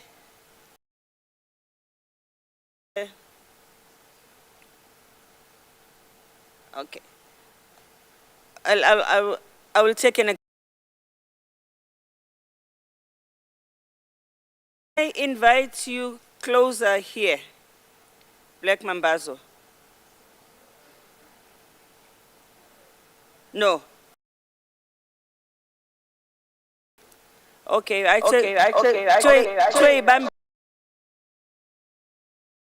we will first hear from the presidents.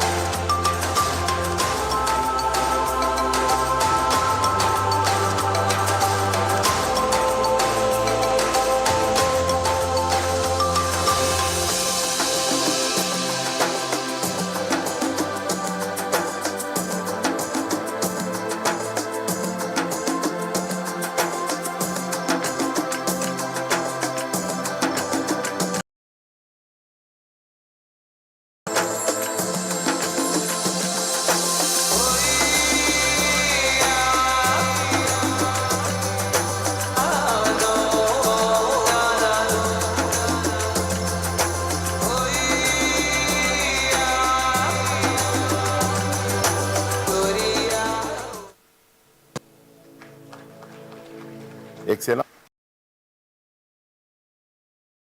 Champions, these are the presidents to whom we have of this work, and we hope we are also encouraging you to continue with the work. And this was to prepare you, the presidents, to speak from that podium, and we'll start.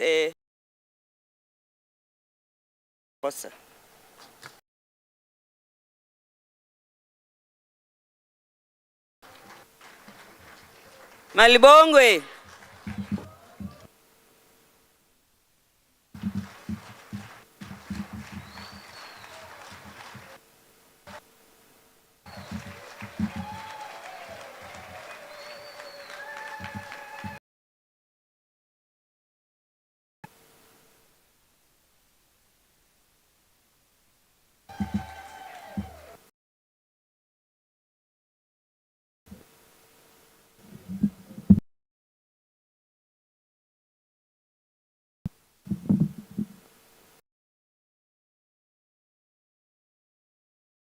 Program Director,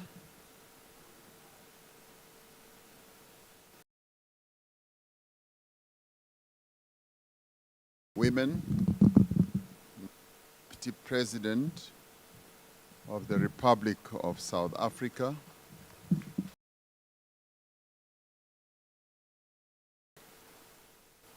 my dear sister,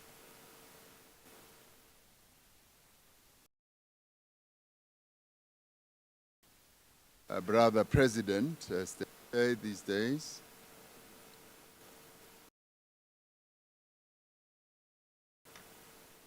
the President of the Union of Comoros, and of course, the Chair of the African Union,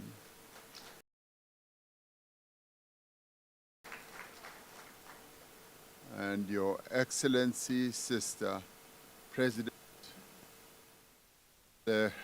Wokuwetshi, President of Ethiopia,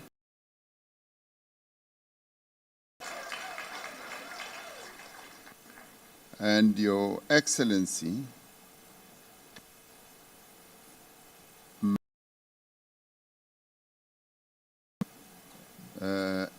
Ellen Joseph Sirleaf, former President of Liberia, and more importantly, patron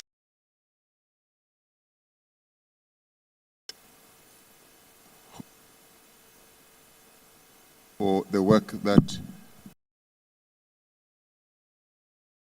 continuing.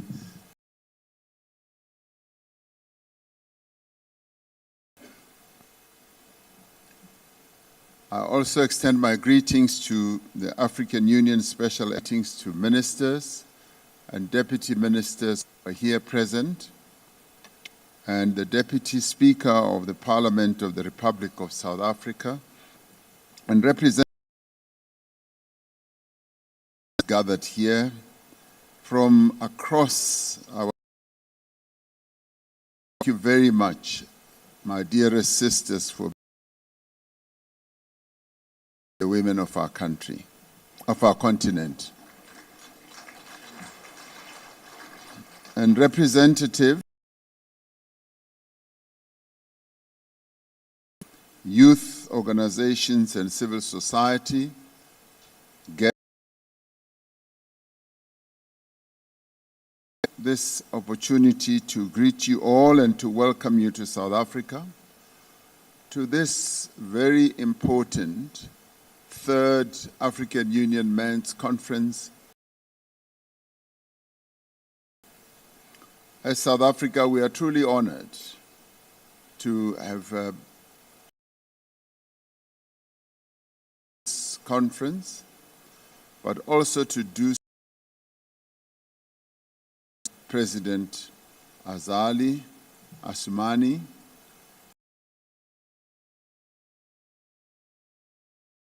very difficult paths with a number of us leading us and showing us the way to Ukraine and Russia to get African leaders to seek for peace in a place from our own continent. Thank you very much, President Assoumani, for your leadership.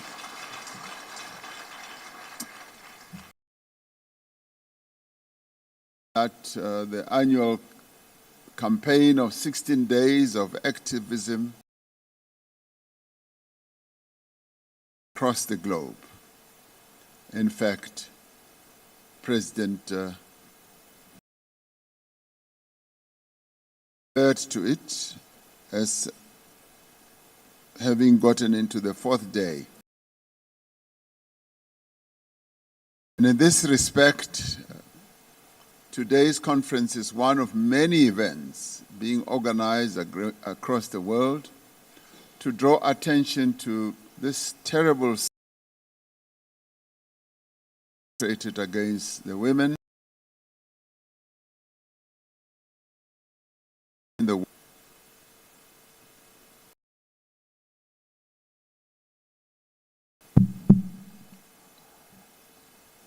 What makes this conference exceptional is that full of men and boys in bringing about a world that is free of women and girls, Africa, gender-based violence. Because must be at the forefront of the change. We are also here because we know that there is a continent discriminated against and their rights suppressed. Conference has been exploring that alternative.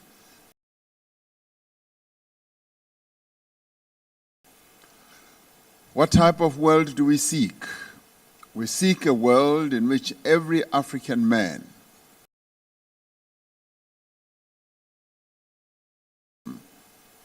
and equality with their rights respected, upheld. We know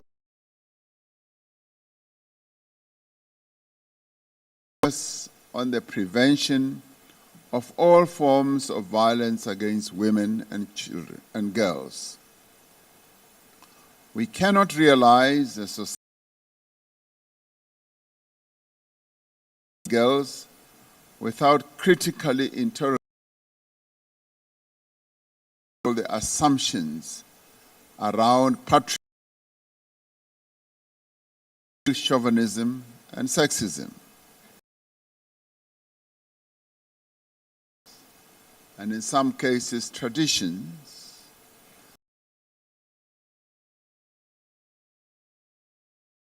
Women are property, that they are worth less than themselves as men, and that they are deserved. This is a conversation that men need to have at this conference and the past few summits. These discussions and conversations. Men in the main are the perpetrators of violence against. At the same time, it is men who have the power that we so need in society. They have the power, and we must have, because they are the perpetrators. So we must focus on them. The unity, self-reliance, the progress and prosperity we collect in 2063 are being undermined by gender-based violence.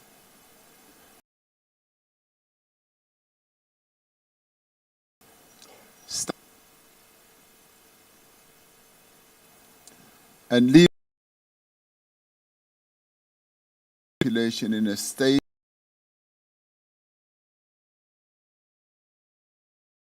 this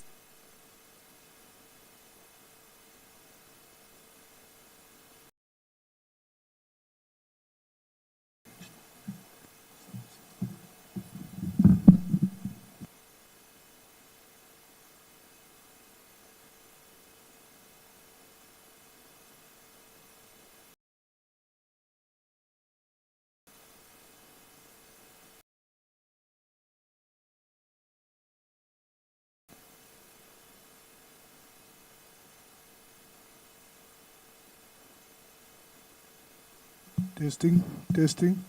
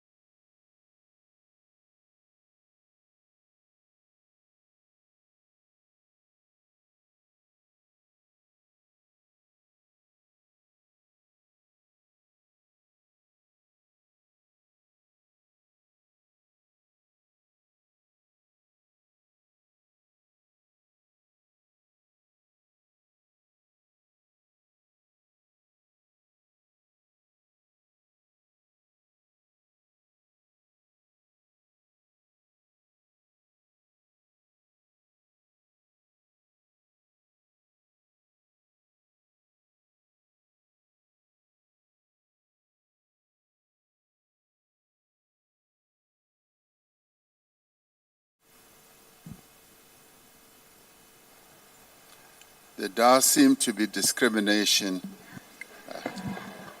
I wouldn't say against men, but I would say against.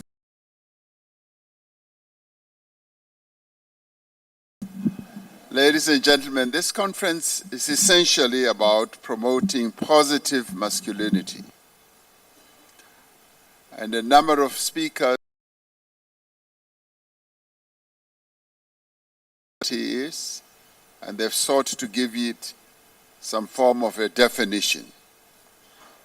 Traditional stereotypes with being a man. It involves redefining norms placed on men.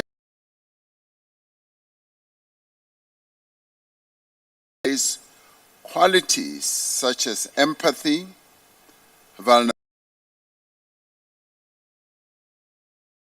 and respect for diversity.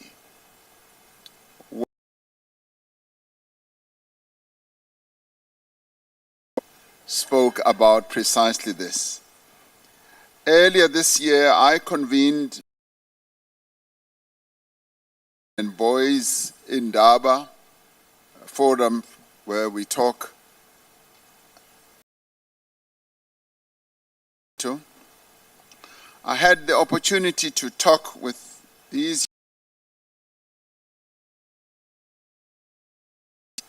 in the fight against gender-based violence. These young men face a lot towards women and girls, and they took time to speak openly. Complex and difficult issues that hitherto they would have found difficult to talk to in earlier times. And these included the lack of positive role models, absenteeism, recruitment by criminals, pressure to drop out of school and earn a living, and pressure to become sexually active before they are even ready to do so.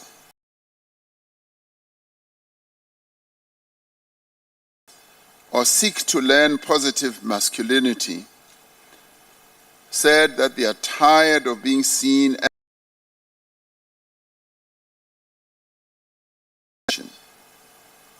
This is why it is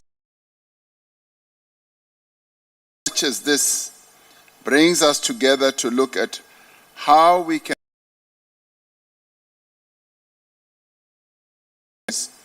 to engage amongst their peers without fear of judgment. I was particularly pleased who are gathered here to stand up so that to show that they are the warriors and they are the ones who are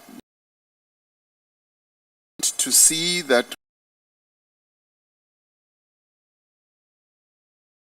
themselves, and by so doing, becoming role models in our own countries and on the continent to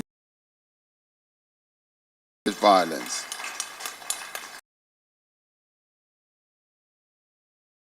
Heads of states that you displayed on the stage, on the screen, it is pleasing that we're beginning to place on our continent. As South Africa, we are elevating the importance of positive masculinity as part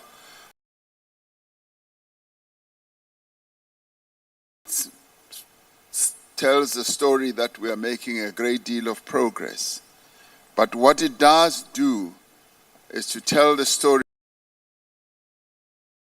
strides to focus on young boys and men as we propagate the message. These programs are run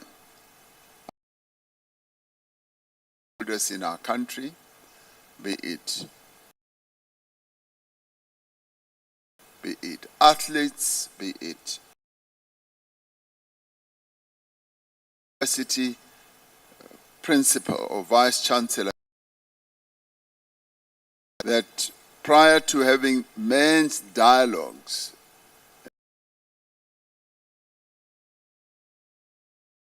students, the harassment of women and the abuse of women and the rape. He then testified that after they commenced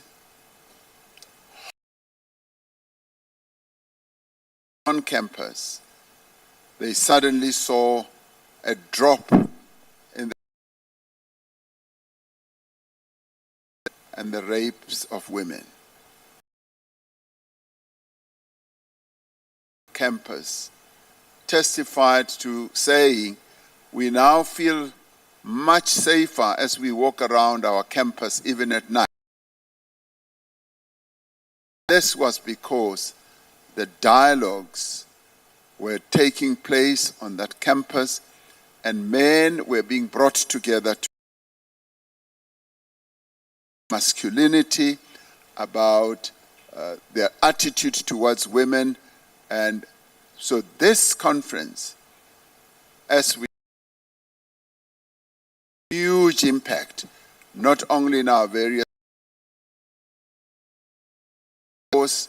men's dialogues do work, and we would like to see them spread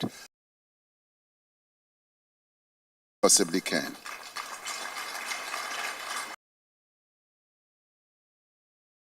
Because while with these men are the main perpetrators of violence against women and children, men bringing about a new society that respects the equal rights of men and girls, of women across our continent as well. This conference is now in its third year. Champions has been established and work is underway towards an African convention to end violence against women. The conference is an opportunity to consolidate our political commitment and to define men's against women and girls. Now, as South Africa, we are working and we stress the importance of an all-of-society approach that brings together business, labor, government, civil society to presented here at this conference. And I'd like to applaud the organizers of this conference. There are various groupings in our society, and indeed across the continent, to come and express their views, because this enables us to develop a roadmap and build, because it is when our communities at a regional, continental level that we will be able to step up the prevention against abuse of women and girls.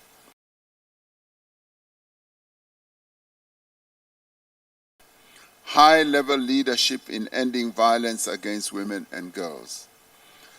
There must be renewed support for the African Union Commission to protocol, scorecard, and index for the realization of women's rights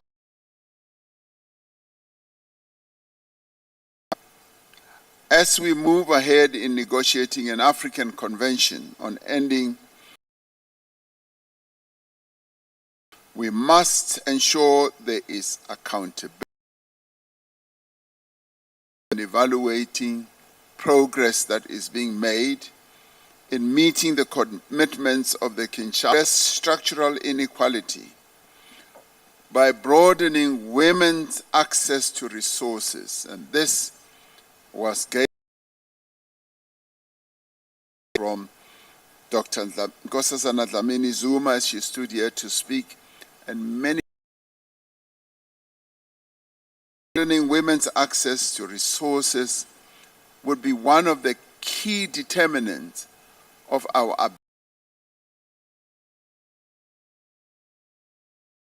urge, the availability or creation of jobs and creating opportunities for women, and at the same time also introducing laws, passing laws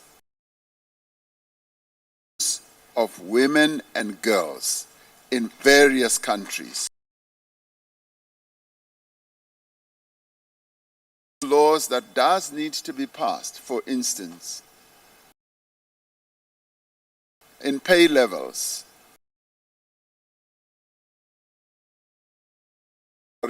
for the same jobs. We must and we must develop clear on how we address and combat and eliminate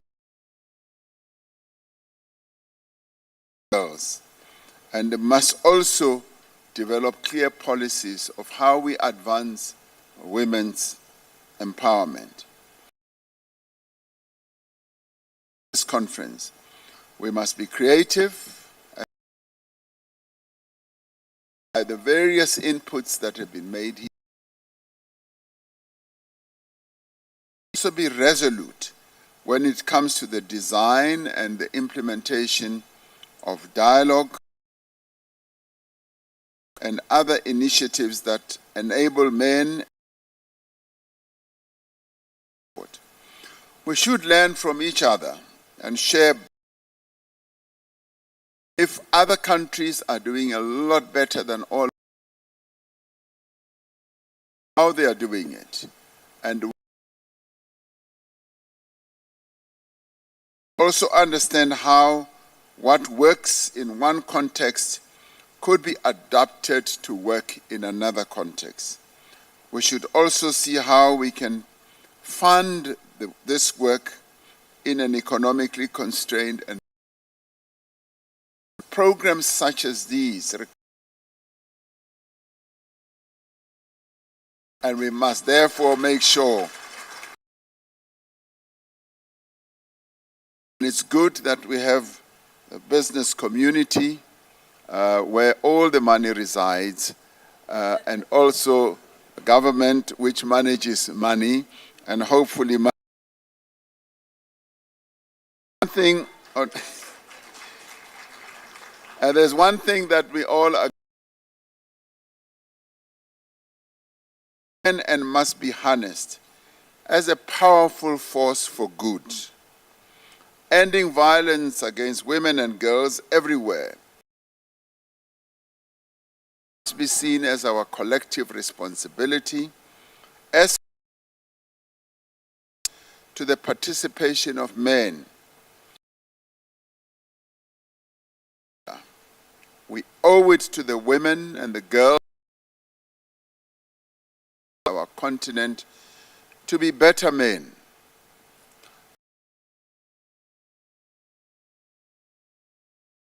to be better partners, and to be better sons. And I think the forebears, our forebears,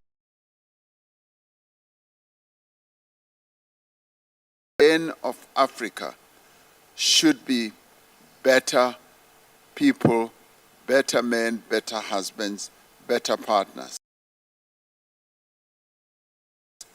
Of the two first conferences that affirms the human dignity, the human equality in woman and girl. Let us leave no man or let us take every man and every boy along as we proceed, and to applaud the dignity of the continent. And may I add the beautiful women and the beautiful girls of our continent.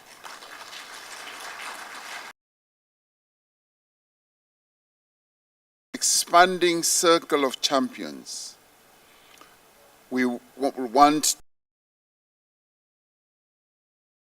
violence against women and girls a reality on our continent. You have thrown a challenge at us.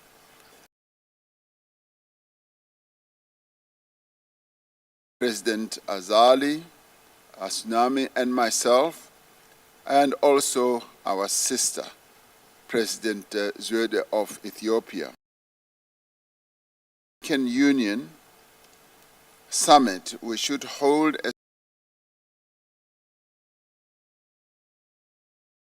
various presidents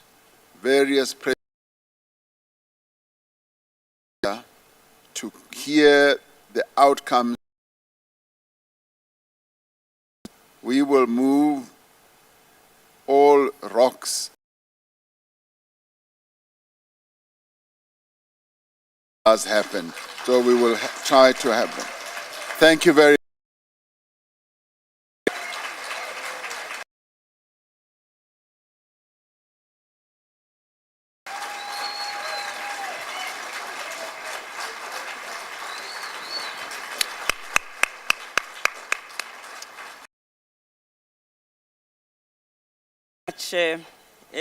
President.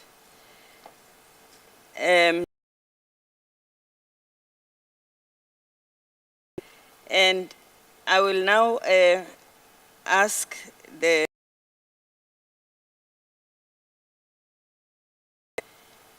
President of the Union of Comoros, President Azar. Please.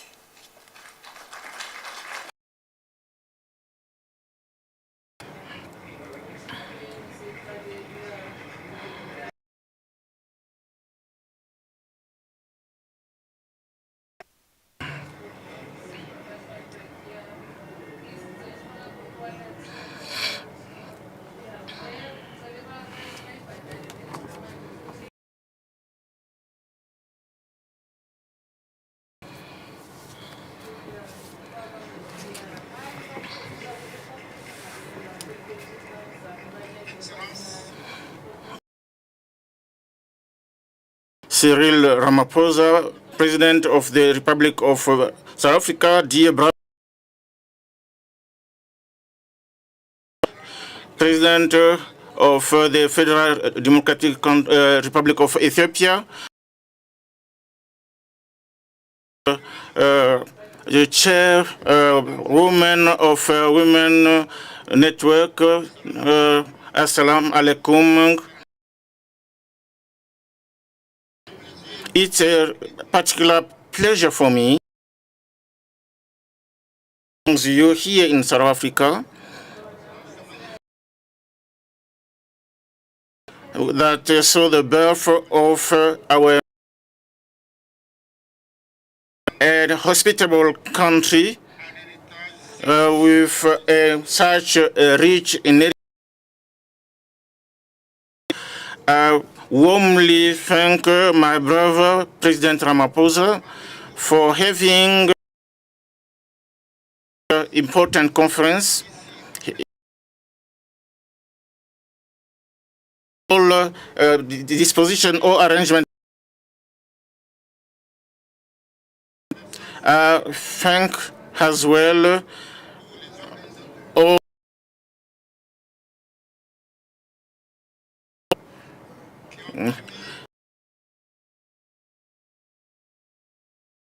to be held, and I would like to Chikadi, as well as Macky Sall, thanks to the leadership this continental dynamic relative to positive masculinity. Ladies and gentlemen,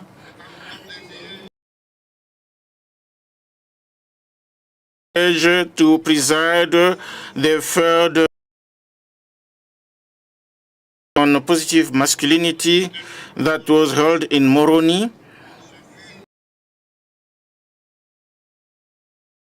Be the witness of such a support that work aiming to protect women and girls against all forms of violence. To take stock of our commitment and define the objective that should be reached.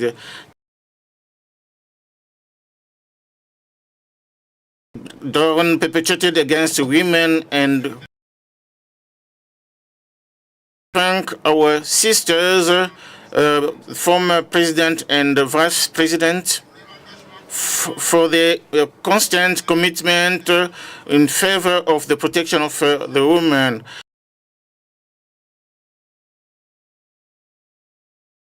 With the same determination, I would like to assure you of our constant support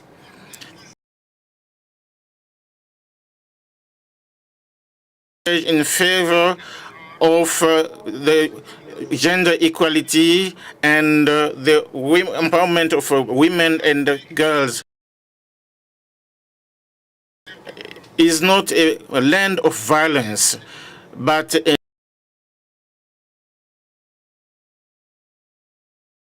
tolerant and united. She has more need of men and women to reach that goal.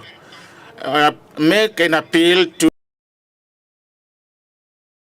their young or age to be engaged partner and present the gender equity and also the empowerment of women and girls.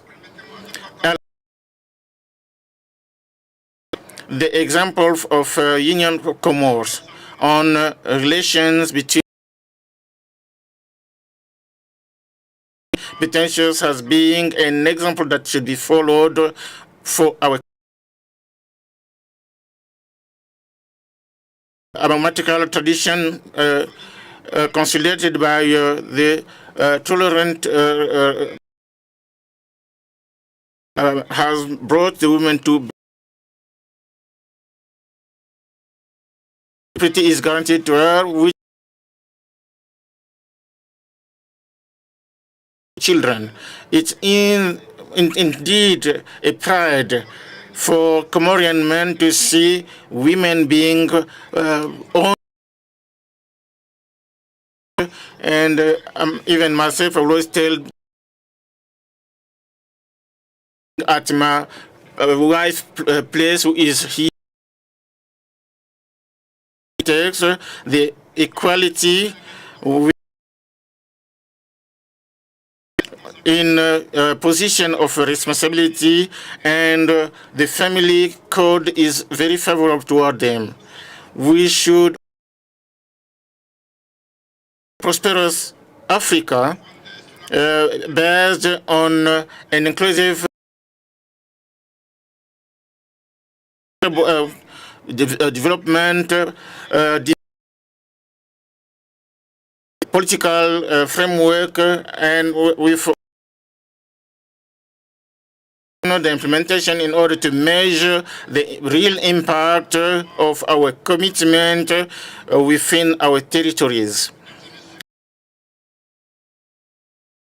Hear my voice, but it was an obligation to be here.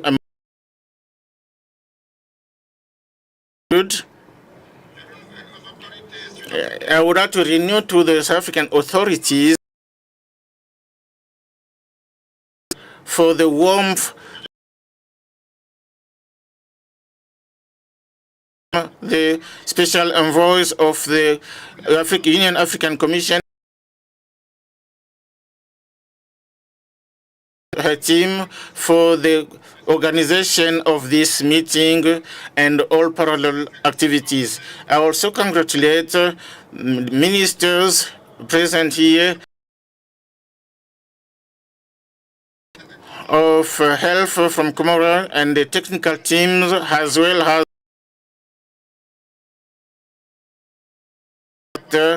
for the work that were conducted, not only to prepare the consultations that took place in Comoros on positive masculinity. I thank you.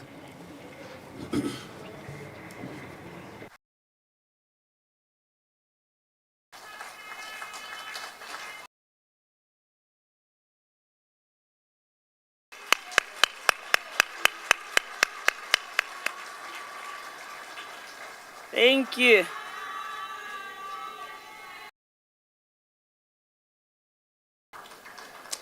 Thank you, Malibongwe.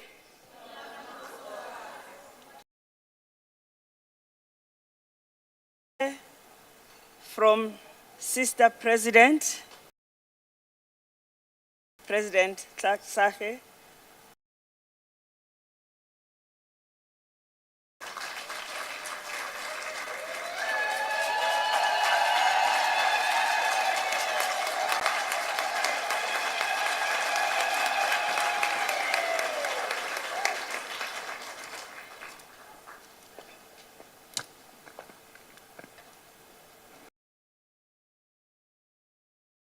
Your Excellency, President Cyril Ramaphosa, President of the Republic of South Africa, Excellence, Monsieur le Président Azali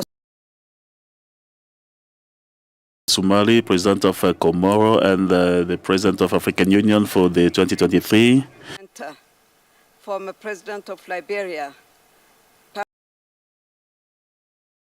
Prize awardee, and I can go.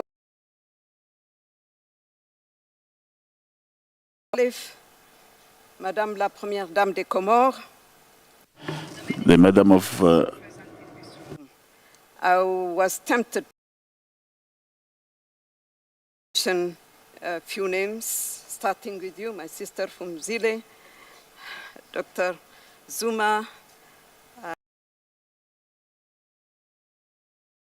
Diop Ahuna, who is so on and so forth. So I would like to greet you all, ladies and gentlemen, today with a profound sense of commitment to a cause that has long been at the heart of just and equitable Africa, with the full participation of women. It is therefore not only an honor, but indeed a responsibility of the third AU Men's Conference taking place, as mentioned, 16 days activism against women, violence against women and girls. I would like to express my gratitude for the collective efforts that have brought us to this significant juncture. Meeting which took place in Moroni a few weeks ago, which was a consultation among women leaders. By the way, and I have learned a lot, as President Assoumani just mentioned, the status of. So that led me to believe that there is a lot that we should. This high-level presidential initiative, initiated in 2020,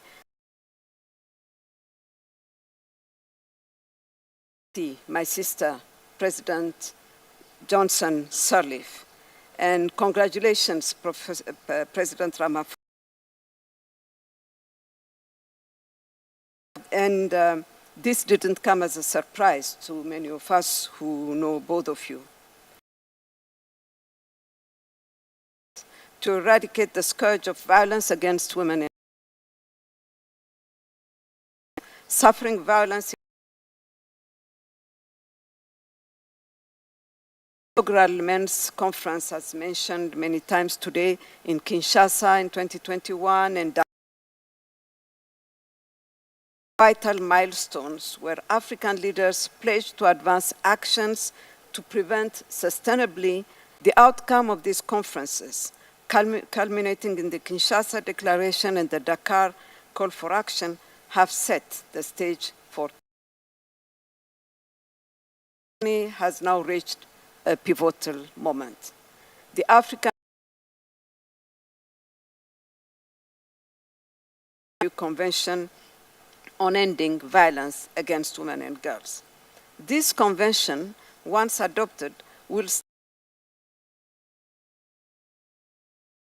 to preventing and eliminating all forms of violence against women and girls, showcasing African leadership on a global scale.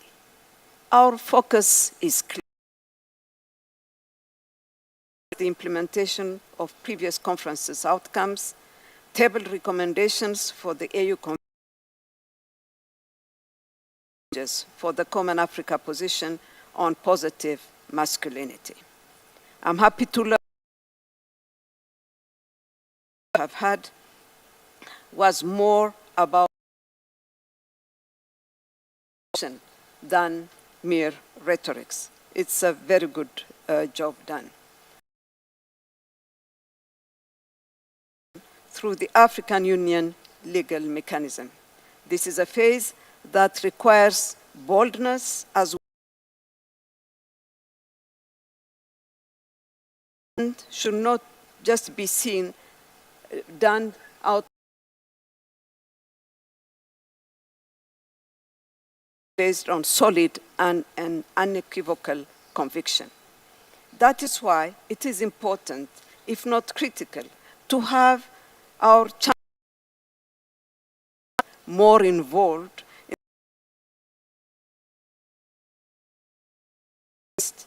I regret, really, to be very honest with you, their absence.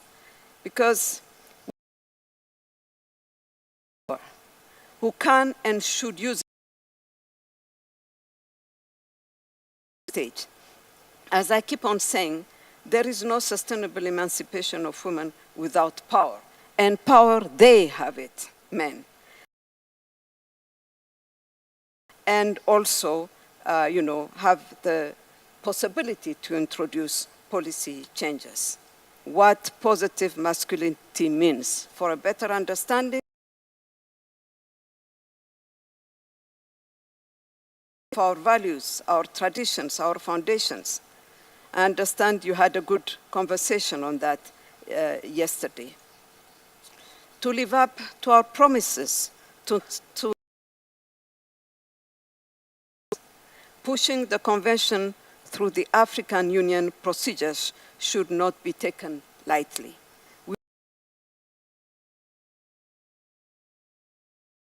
To reach a big milestone for African women, the Maputo Protocol. So we have to weigh not emphasize enough the role of education with its transformative power, reviewing curriculums in what we teach to our boys and girls. We need to change the future. Priority to that sector as well. As you maybe know, rights is turning 75 this year. It is time for women in general. Rights respected, and we are very far from it. That one. We are on the right track, and we should continue struggling. As asking, we should act, and acting now. We will get there ultimately. Thank you very much.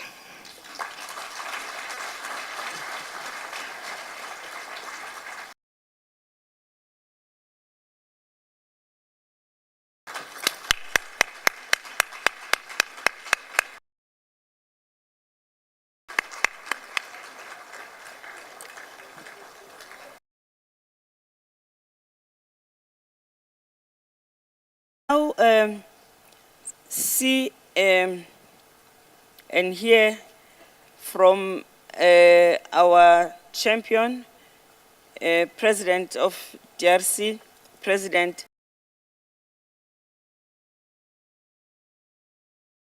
champion for positive masculinity.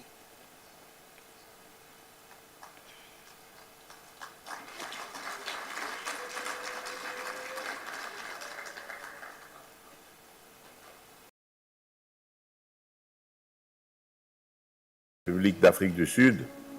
President of the Republic of South Africa, His Excellency, the President of Comori and the African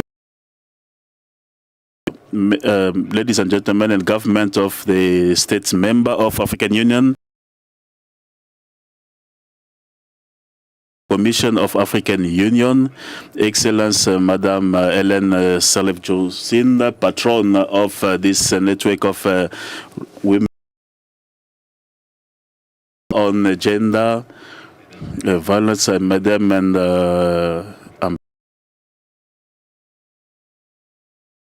guest. Even though I didn't have time to be there with you based on the Congolese politics, I would like firstly to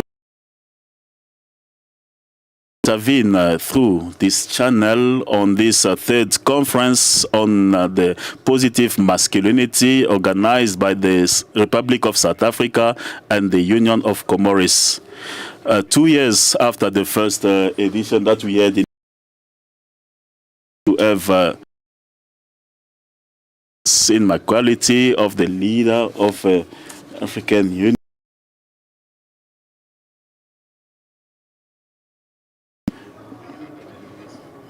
To improve this significantly the condition of women and girls on our continent. Excellencies, ladies and gentlemen, distinguished guests,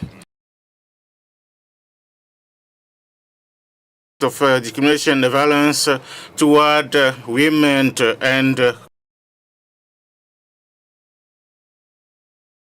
state member of Union African to Kinshasa Declaration to bring a high-level response to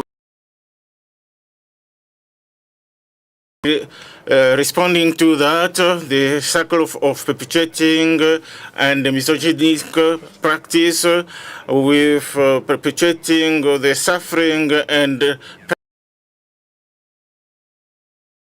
girls on a daily basis on the continent. A call to action was made during a conference in Dakar. The aim to implement the Kinshasa Declaration.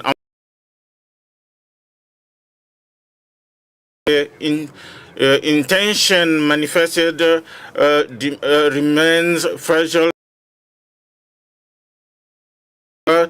To strengthen this decision made in Kinshasa and Dakar, we committed to go further by legal instrument. Therefore, I'm happy of this in 2021 to seal our women and work for living. Excellent ladies and gentlemen, with regard to my country, perpetrated by Rwanda in North Kivu province through its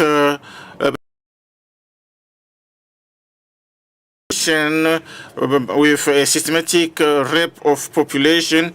Reforms were undertaken that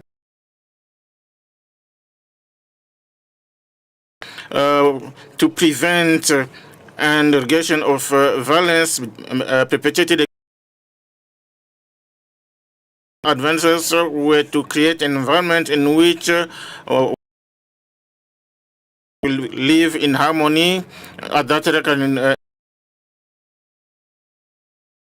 They campaign for zero tolerance against violence perpetrated against women, which relative to reparation of victims of violence linked to conflict, the law on domestic violence, economic as well, and at the appointment of a of a fund for the reparation of victims and integration and the adoption in December 2022 on the Act on women and girls are the main victims, without forgetting a new national age. And because of the war, at a moment when Congolese some mechanisms have been put in place to guarantee the effective participation of women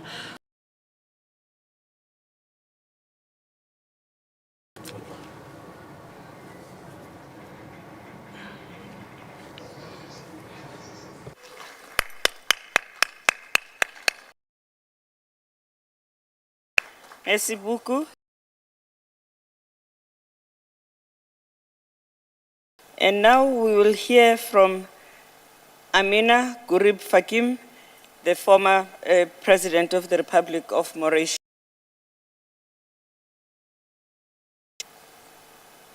After her, former President Catherine Samba-Panza of the Central African Republic.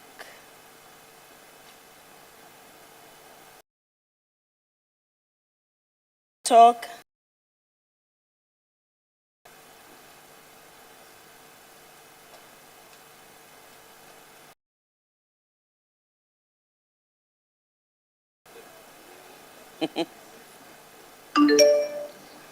Okay. Excellencies, distinguished guests, my brother, President Ramaphosa, my brother Asumani, and my sister, and also like to thank our, I can't see her. Anyway, it is indeed a great pleasure to be speaking on the occasion of, and I think as everybody has said, we are following up on the great meeting we had last month in Comoros, of course, under. And so today I would like to speak within the context of what is happening to our sisters in DRC and also in the Sudan, where according to the World, girls are at risk of sexual violence in the Sudan.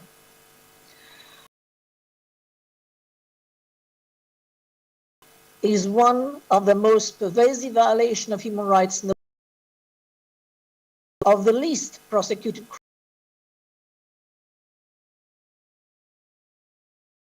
and development. I want to add my voice to this urgent matter, especially as we are doing so under the aegis of the African Union, so as to join together to advance our. No, we have to do much more to respond to the cries of justice of women and children. We have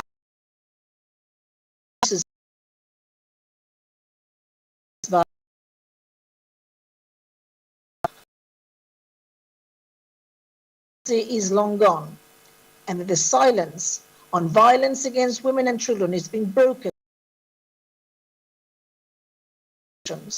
And I'm also very pleased to hear that now is the time for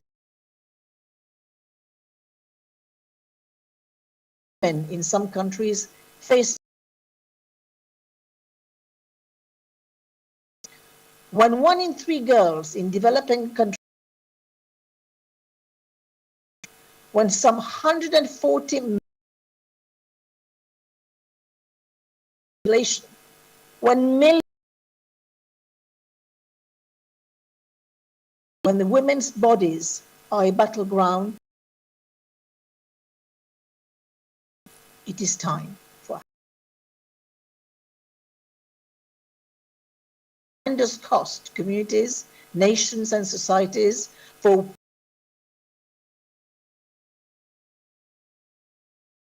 law enforcement and public programs and budgets. These human rights violations pose serious consequences and for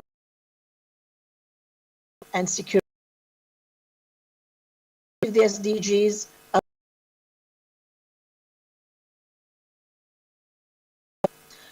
the effects of violence can remain with women and children for a lifetime. And another. Studies show that are more users themselves. Violence against equality and systemic and children to live free of violence depends on the chain of justice.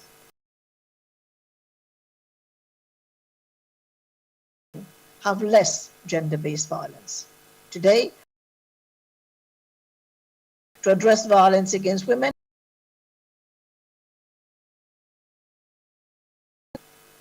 for an effective response to this violence, together, a rape survivor, emergency medical care, including treatment to prevent and counseling. Her husband must have shelter. A victim, she will receive justice. And in school, who learns about health and sexuality, discrimination against girls are unacceptable. Had been carried out a few years ago, looking at women's attitude about intimate America and the Caribbean. It found almost every one of these countries, women became more like.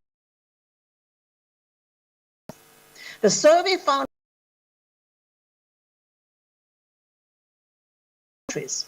it found that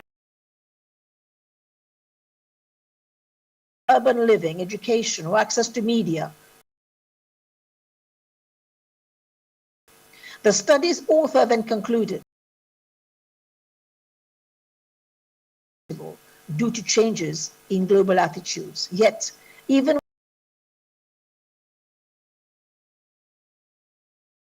more than half of the women surveyed. So even though those attitudes are changes in attitude that are necessary to end violence against women and advocates and our sisters embrace the call for women around the world to bring and girls. Any action of human rights, prosecution of offenders, prevention of violence, provision protection of human rights. When it comes to protecting rights, government are called on to review and abolish those that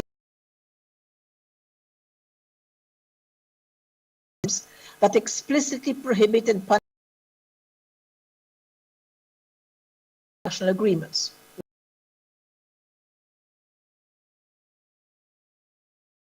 Interestingly, while many countries have legislation against sexual harassment, only few have legislation on.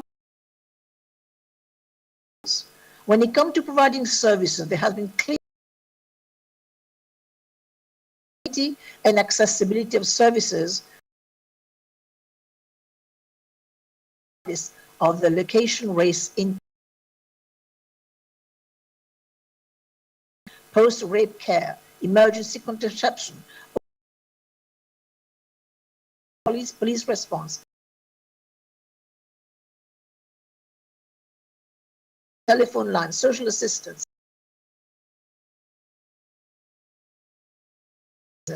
and impunity and prosecuting offenders, enforcing the laws. Courts and the justice, criminal and civil matters relating to legal rights,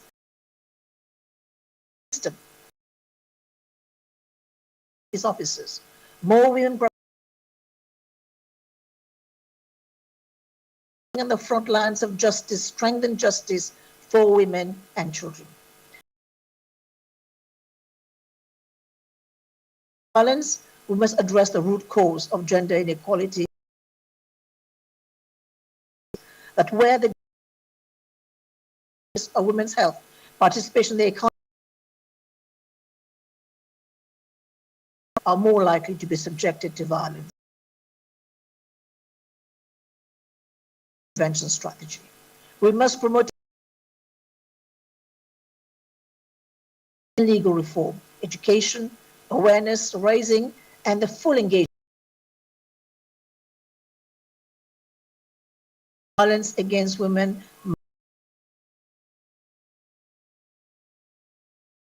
We need to support the development of laws. Slowly things are happening in Africa. A campaign was launched by the Mayor's Office and other partners on gender-based violence. We must work together to seize the moment and move quickly so that momentum by getting the evidence. There's still an urgent need to strengthen, still lack reliable and meaningful data. Guide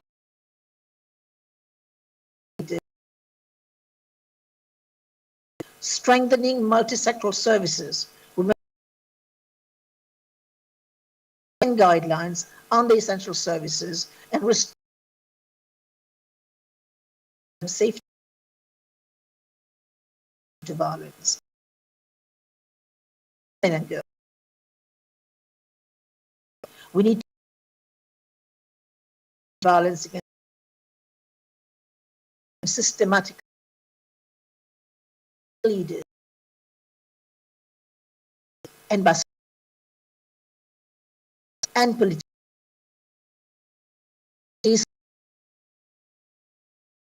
to engage civil society violence to empower are taken to consensus and who suffer multiple violence. Finally,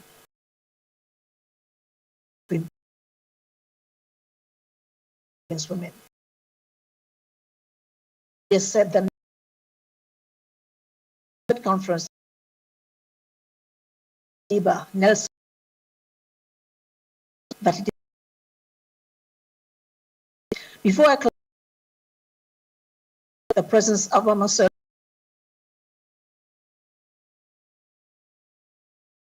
because I know she's present in our midst.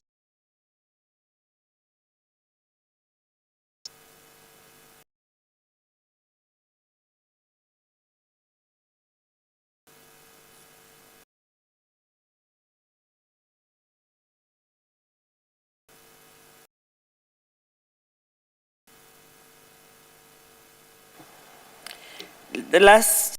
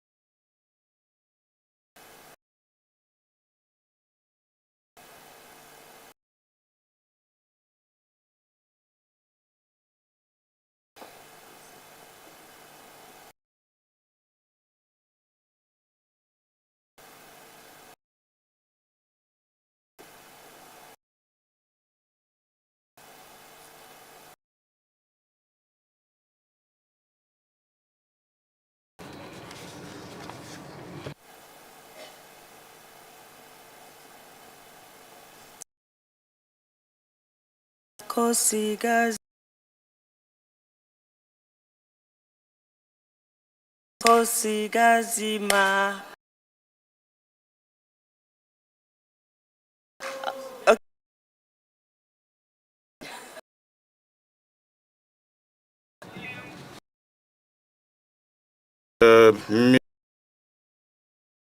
Miller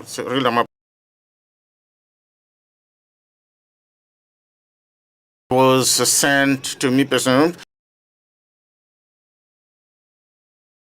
So with the email, we of the women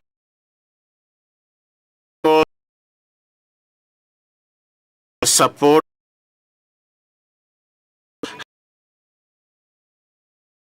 on the invitation that President Ramaphosa to the new information technology and communication.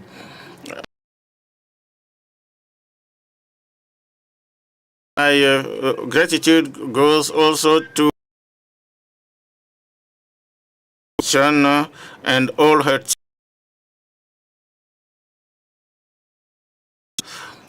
I would like once also to the of for all the means of this conference at the center of which we are at the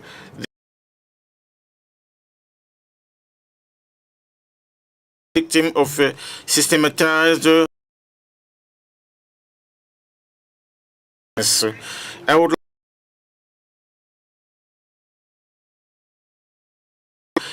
His Excellency Federal Republic of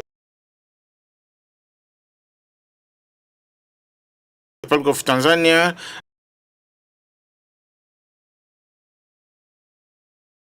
Republic of Maurice, who are pioneers,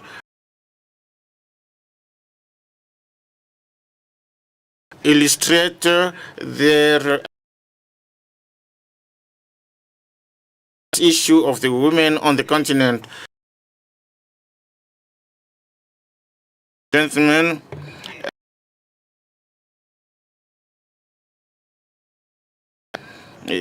associate myself completely were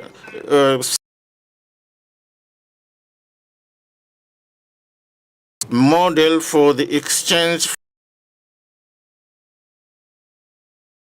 attention, the third conference guided by religious and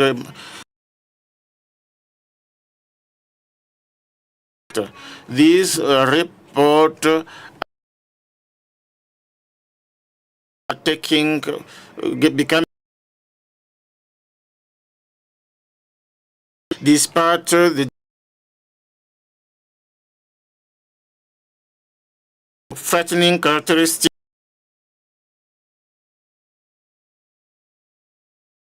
of our respective society.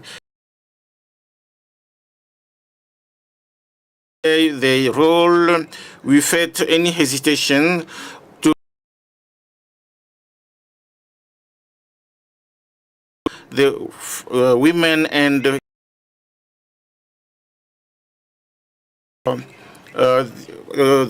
struggle against the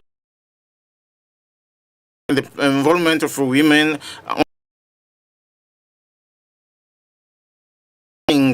The men who are with abnegation and is a great opportunity for in order to by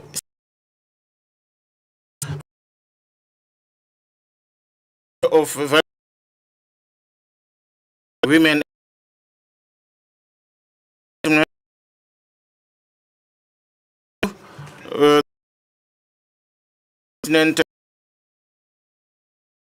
the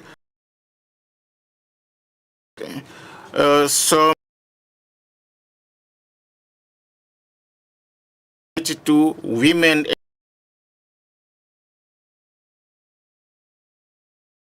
toward the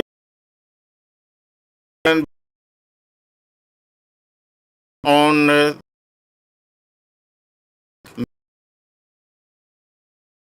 50 against our continent.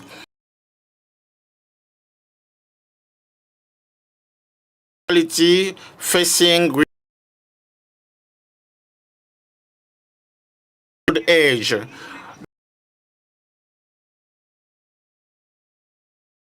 and maintain the choice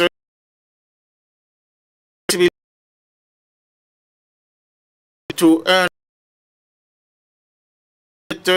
to the public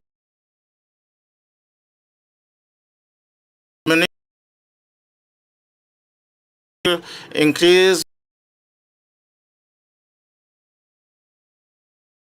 presence of violence.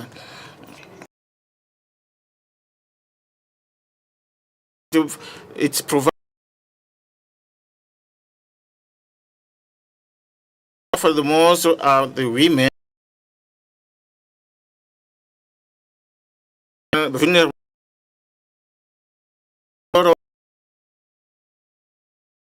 on our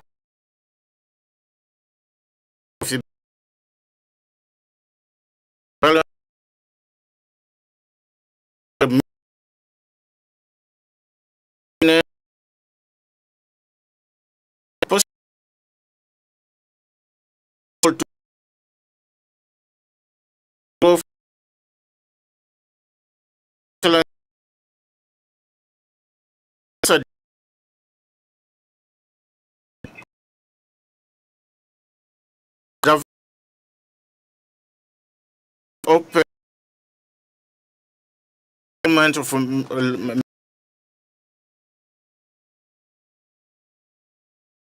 perpetrated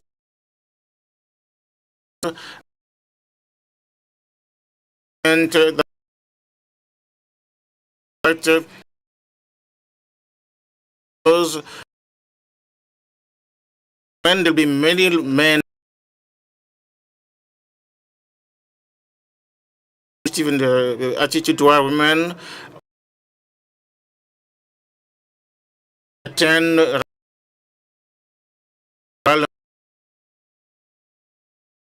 is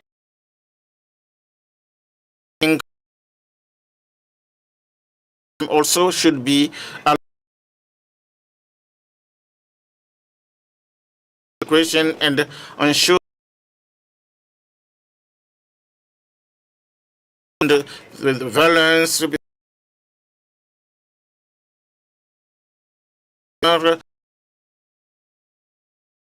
it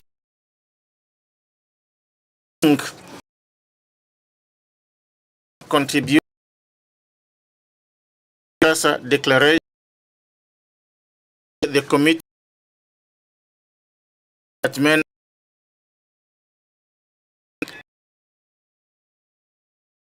committee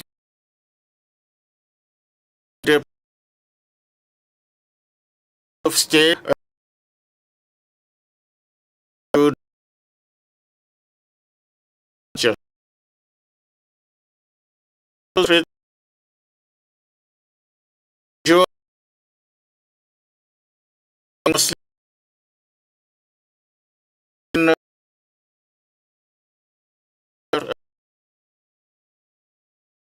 is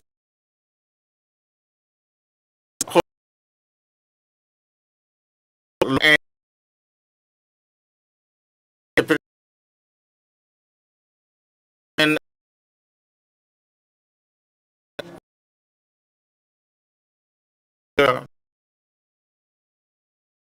to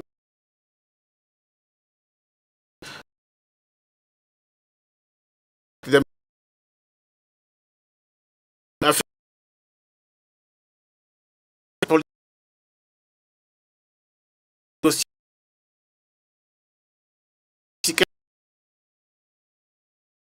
and can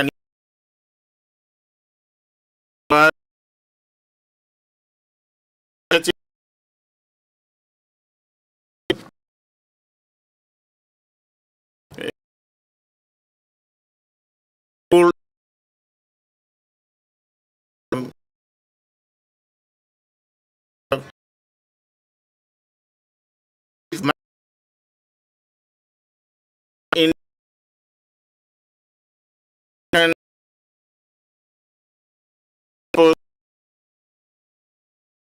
judgment. This is of the Kinshasa Declaration and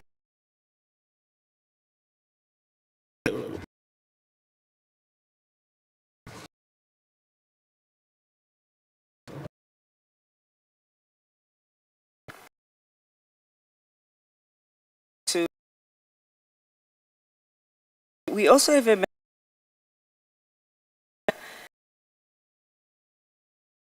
it will form part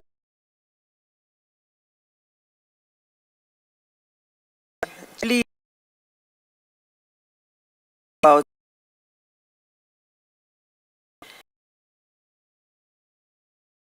like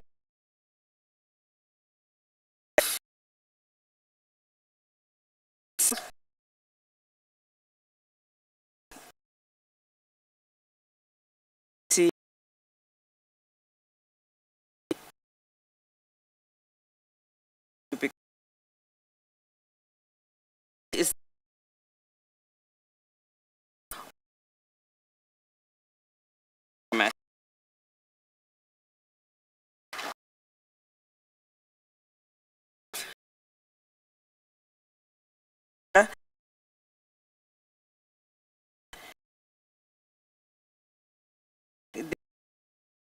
the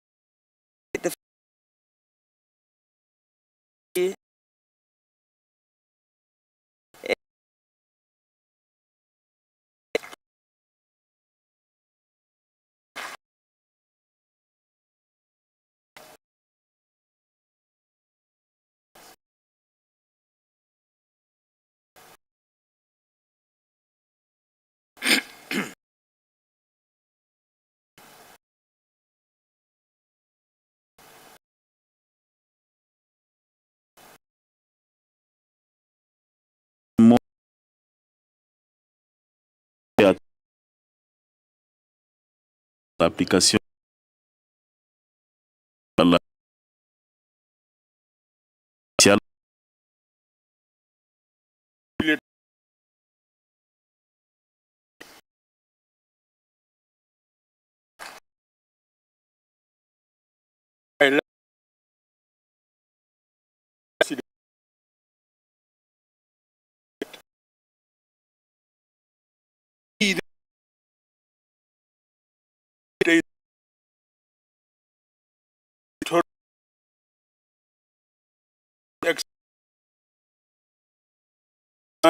President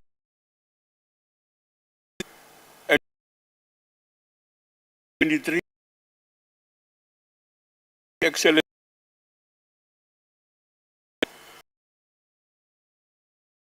AU's violence against women and girls on positive masculinity to end violence against women and girls in Africa. Of the Republic of South Africa for co-hosting this equality and women empowerment in Africa. In his acceptance speech as chair, commending His Excellency President of the Democratic Republic of Congo and His Excellency Macky Sall, AU chairperson, for hosting on positive masculinity continental initiative. Saluting Her Excellency Ellen Johnson and patron of the steering effort for the advancement of women's rights in Africa. His Excellency, President of the Republic, on gender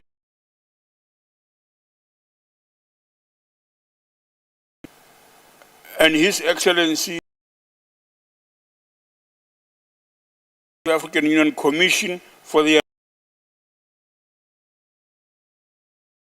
in our continent.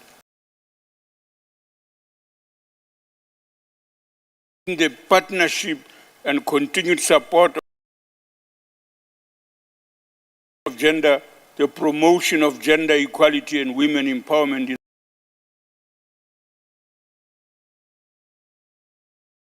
for gender equality and women's empowerment 2063 and the United Nations. Recalling the human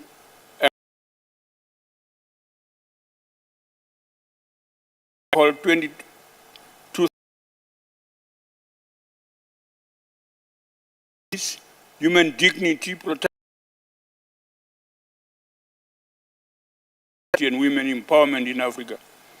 Congratulating the various stakeholders for their valuable end violence against women and girls.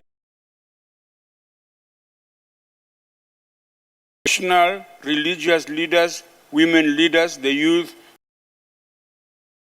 business and labor, civil, that violence against women and girls in Africa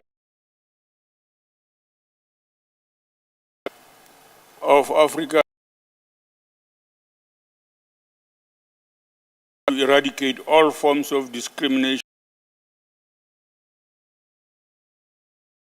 Have agreed as follows. Women empowerment and leadership. Patriarchal systems that create inequality.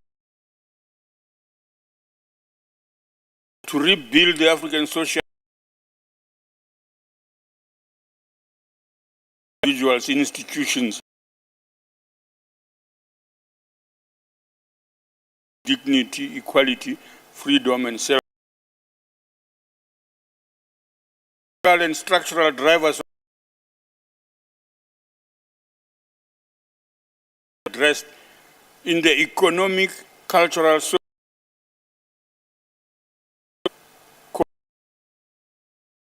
resources to ensure national budget our the financial and economic inclusion, enhancing linkages between lack of economic and financial inclusion.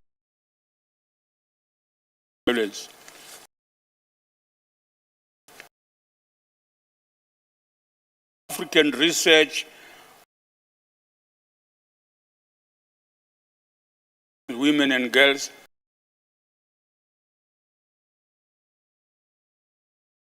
positive masculinity, capitalize on the various spheres to drive to end violence, paying particular and boys. Also commit to and leadership of women and all sectors of society of a people-centered, accelerating the elaboration of the African Union Convention on ending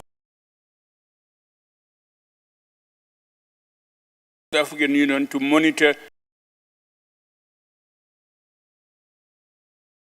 positive masculinity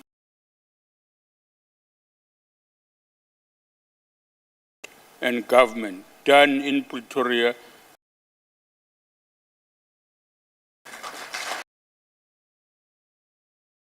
on this. Thank you.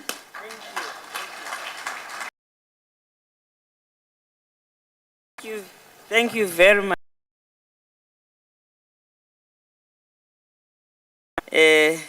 What we have done,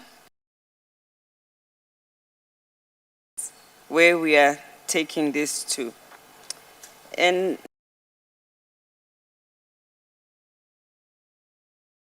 Loop Yakub Zaido, who's Minister of Health in the Union of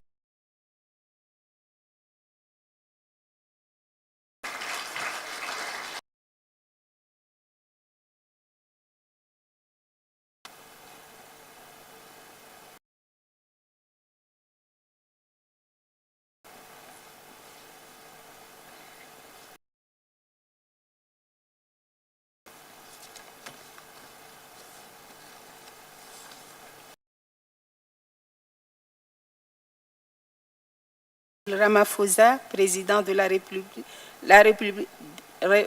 de l'Afrique du Sud, Excellence. And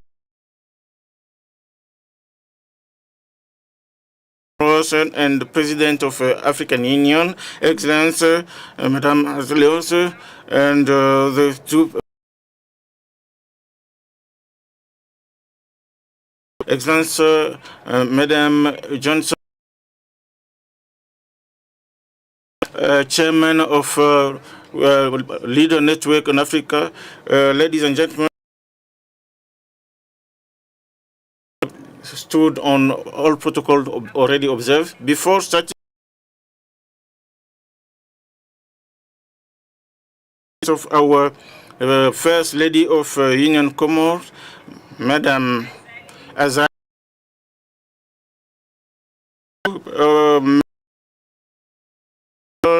to combat violence perpetrated against women. Here is an evidence. Conference on positive masculinity have the honor and the privilege to renew on behalf of all participants gratitude to His Excellency Mr. Cyril Ramaphosa, President of the Republic of South Africa, and his government, and to the whole South African people. Positive to your attention and your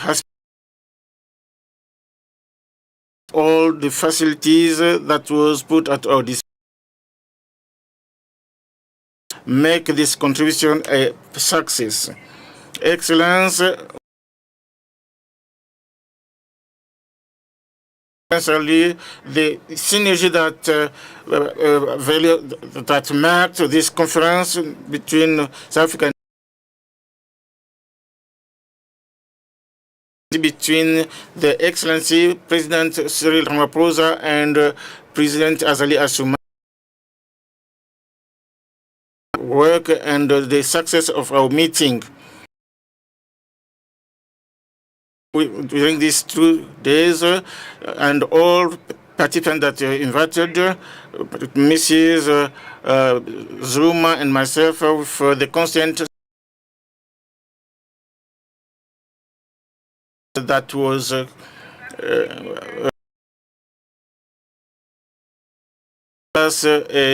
conscientization of positive masculinity and to end violence toward women and girls in Africa. Allow me to thank who have made brought more dynamics by of Senegal in the first conference on positive masculinity. Allow Akufo-Addo of the Republic of Ghana and champion of African and His Excellent Mr. Musa Fakil, President of the African Commission, who in a significant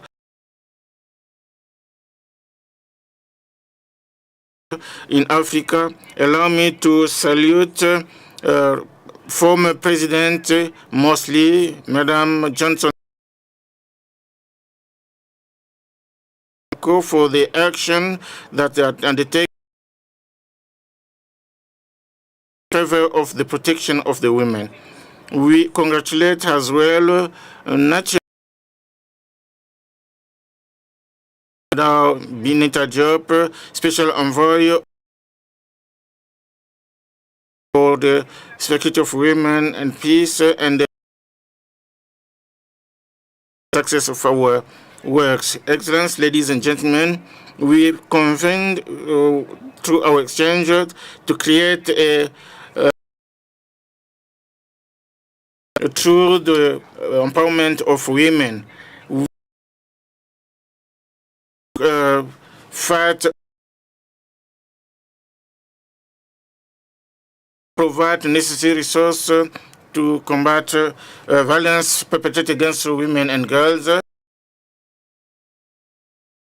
to strengthen the empowerment of women to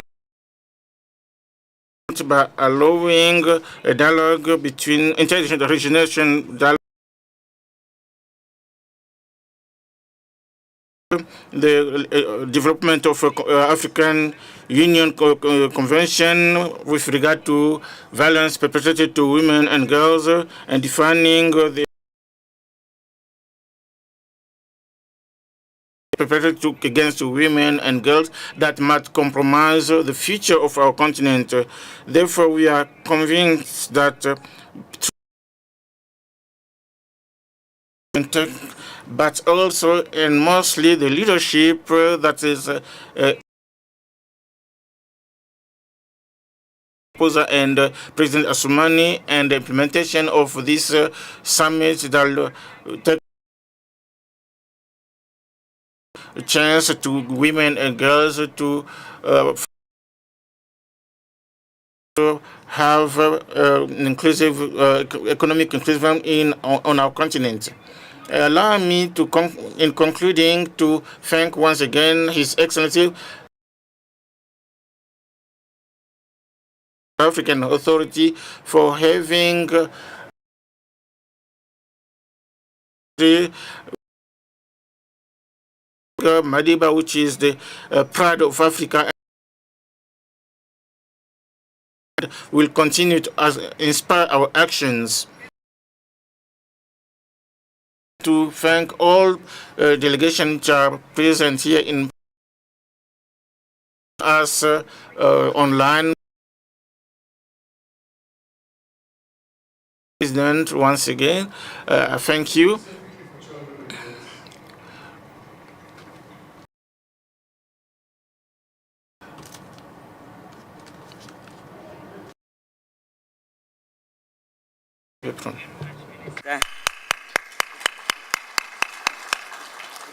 The final person now.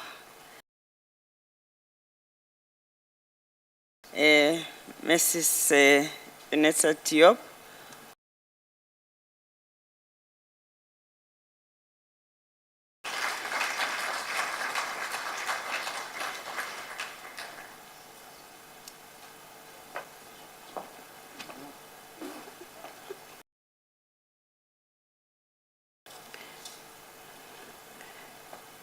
Thank you, Madam Program Director. The floor, and I think everything have been said, just a vote of thanks. Bring the all protocol observed. Now, positive masculinity to a close. I am honored to stand before you with a profound sense of, I think we have done a lot in this last 2 days. And Ramaphosa and the President of the Union of the Comores, Excellency Azali Assoumani, for the inspirational leadership you provided in initiating, shaping, and co-hosting this conference.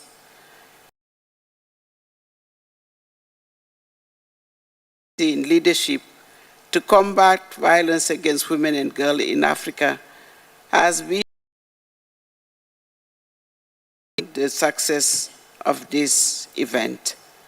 Thank you, President Ram.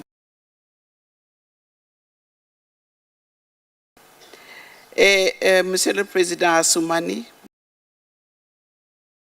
Mr. President Assoumani, for bringing the good, the stuff of your island country. So your presence here next to your brother with a big delegation coming from Comoros, it's showing the through you, the head of state here present is the people of the and for their contribution. And the Madam First Lady, thank you for your presence. To involve in all the fight next to your husband. Thank you very much. To the President of the Republic of Ethiopia, who is the patron and pioneer. As you guide us, you accompany us, you accompany our actions. Dear sister. Her Excellency Ma Ellen Johnson Sirleaf, the Aulin patron, who is pioneering male political leadership on this continent. We were happy that at the end you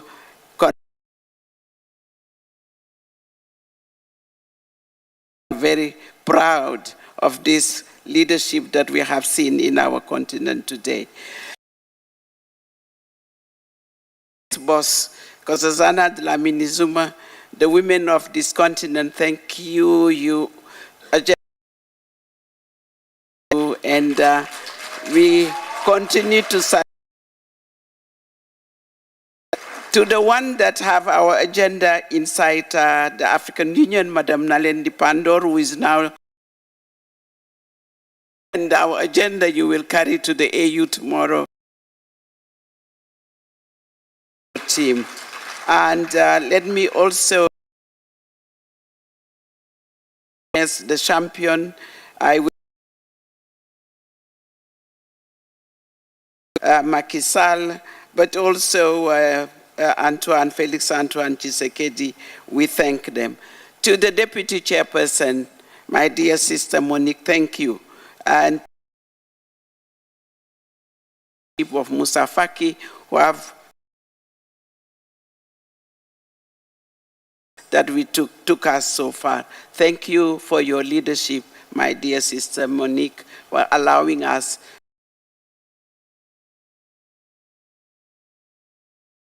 President Adama Barrow from the Gambia. And I think we need to recognize that as well. So many, Excellency, many women leaders are in this room. We will delegation from Madam Samia Sulu delegation, but also, yes, thank you.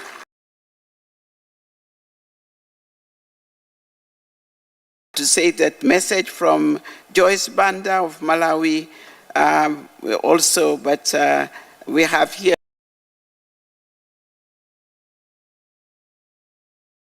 but also we wanted our Njai is in the room, is also in this room. So additionally, I think thanking our traditional and religious civil society, academia, private sector, everybody who have been part of the consultation. But we convey gratitude to the presidential and your team. Thank you. We wanted to also thank Madam Victoria and your team. Thank you. We need to recognize agencies. Without you, we will not be where we are today. UN Women, Maxim, the he for she, we had AUNA, the UNFPA, the UNESCO Office of the High Commissioner for Human Rights, the ILO, also us, Nelson, the resident coordinator, sponsor and partners, GIZ, La Francophonie, and country partners who have supported Ghana next to Comoros. Saying that, I said the challenge we face here, but we need to accept that. So as we resume our respective role and responsibility, lesser as Madam Zuma have said, it should be in everybody. So let me just say on behalf of Excellency Musa Faki, Madam Monique, and the entire Commission, we express thoughtful insights and unwavering commitment to this vital cause. South Africa, a country symbol through struggle, flourish into a garden of equality, peace for all. Our next challenge is in place and adopted for the realization of that common continued support.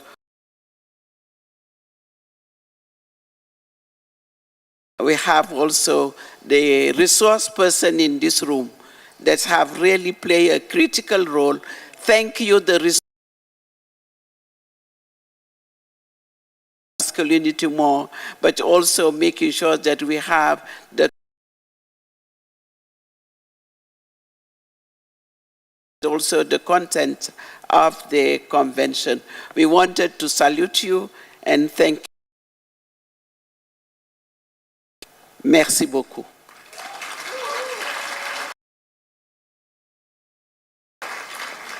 So this is my co-convener of AULIN. Our co-convener of AULIN, thank you. Merci. Merci beaucoup. Merci beaucoup. Thank you.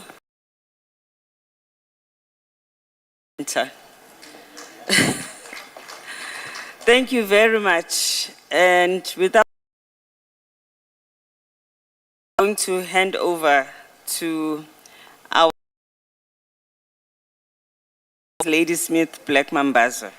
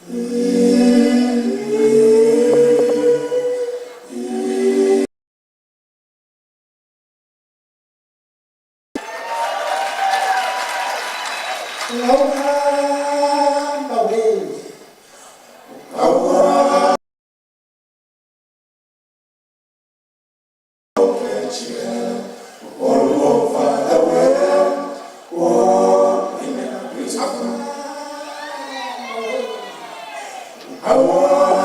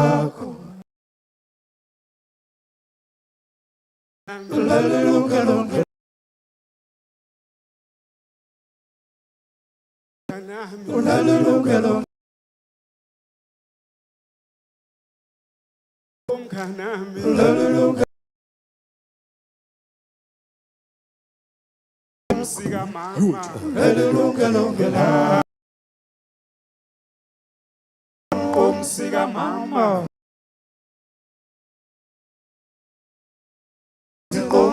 Sensi.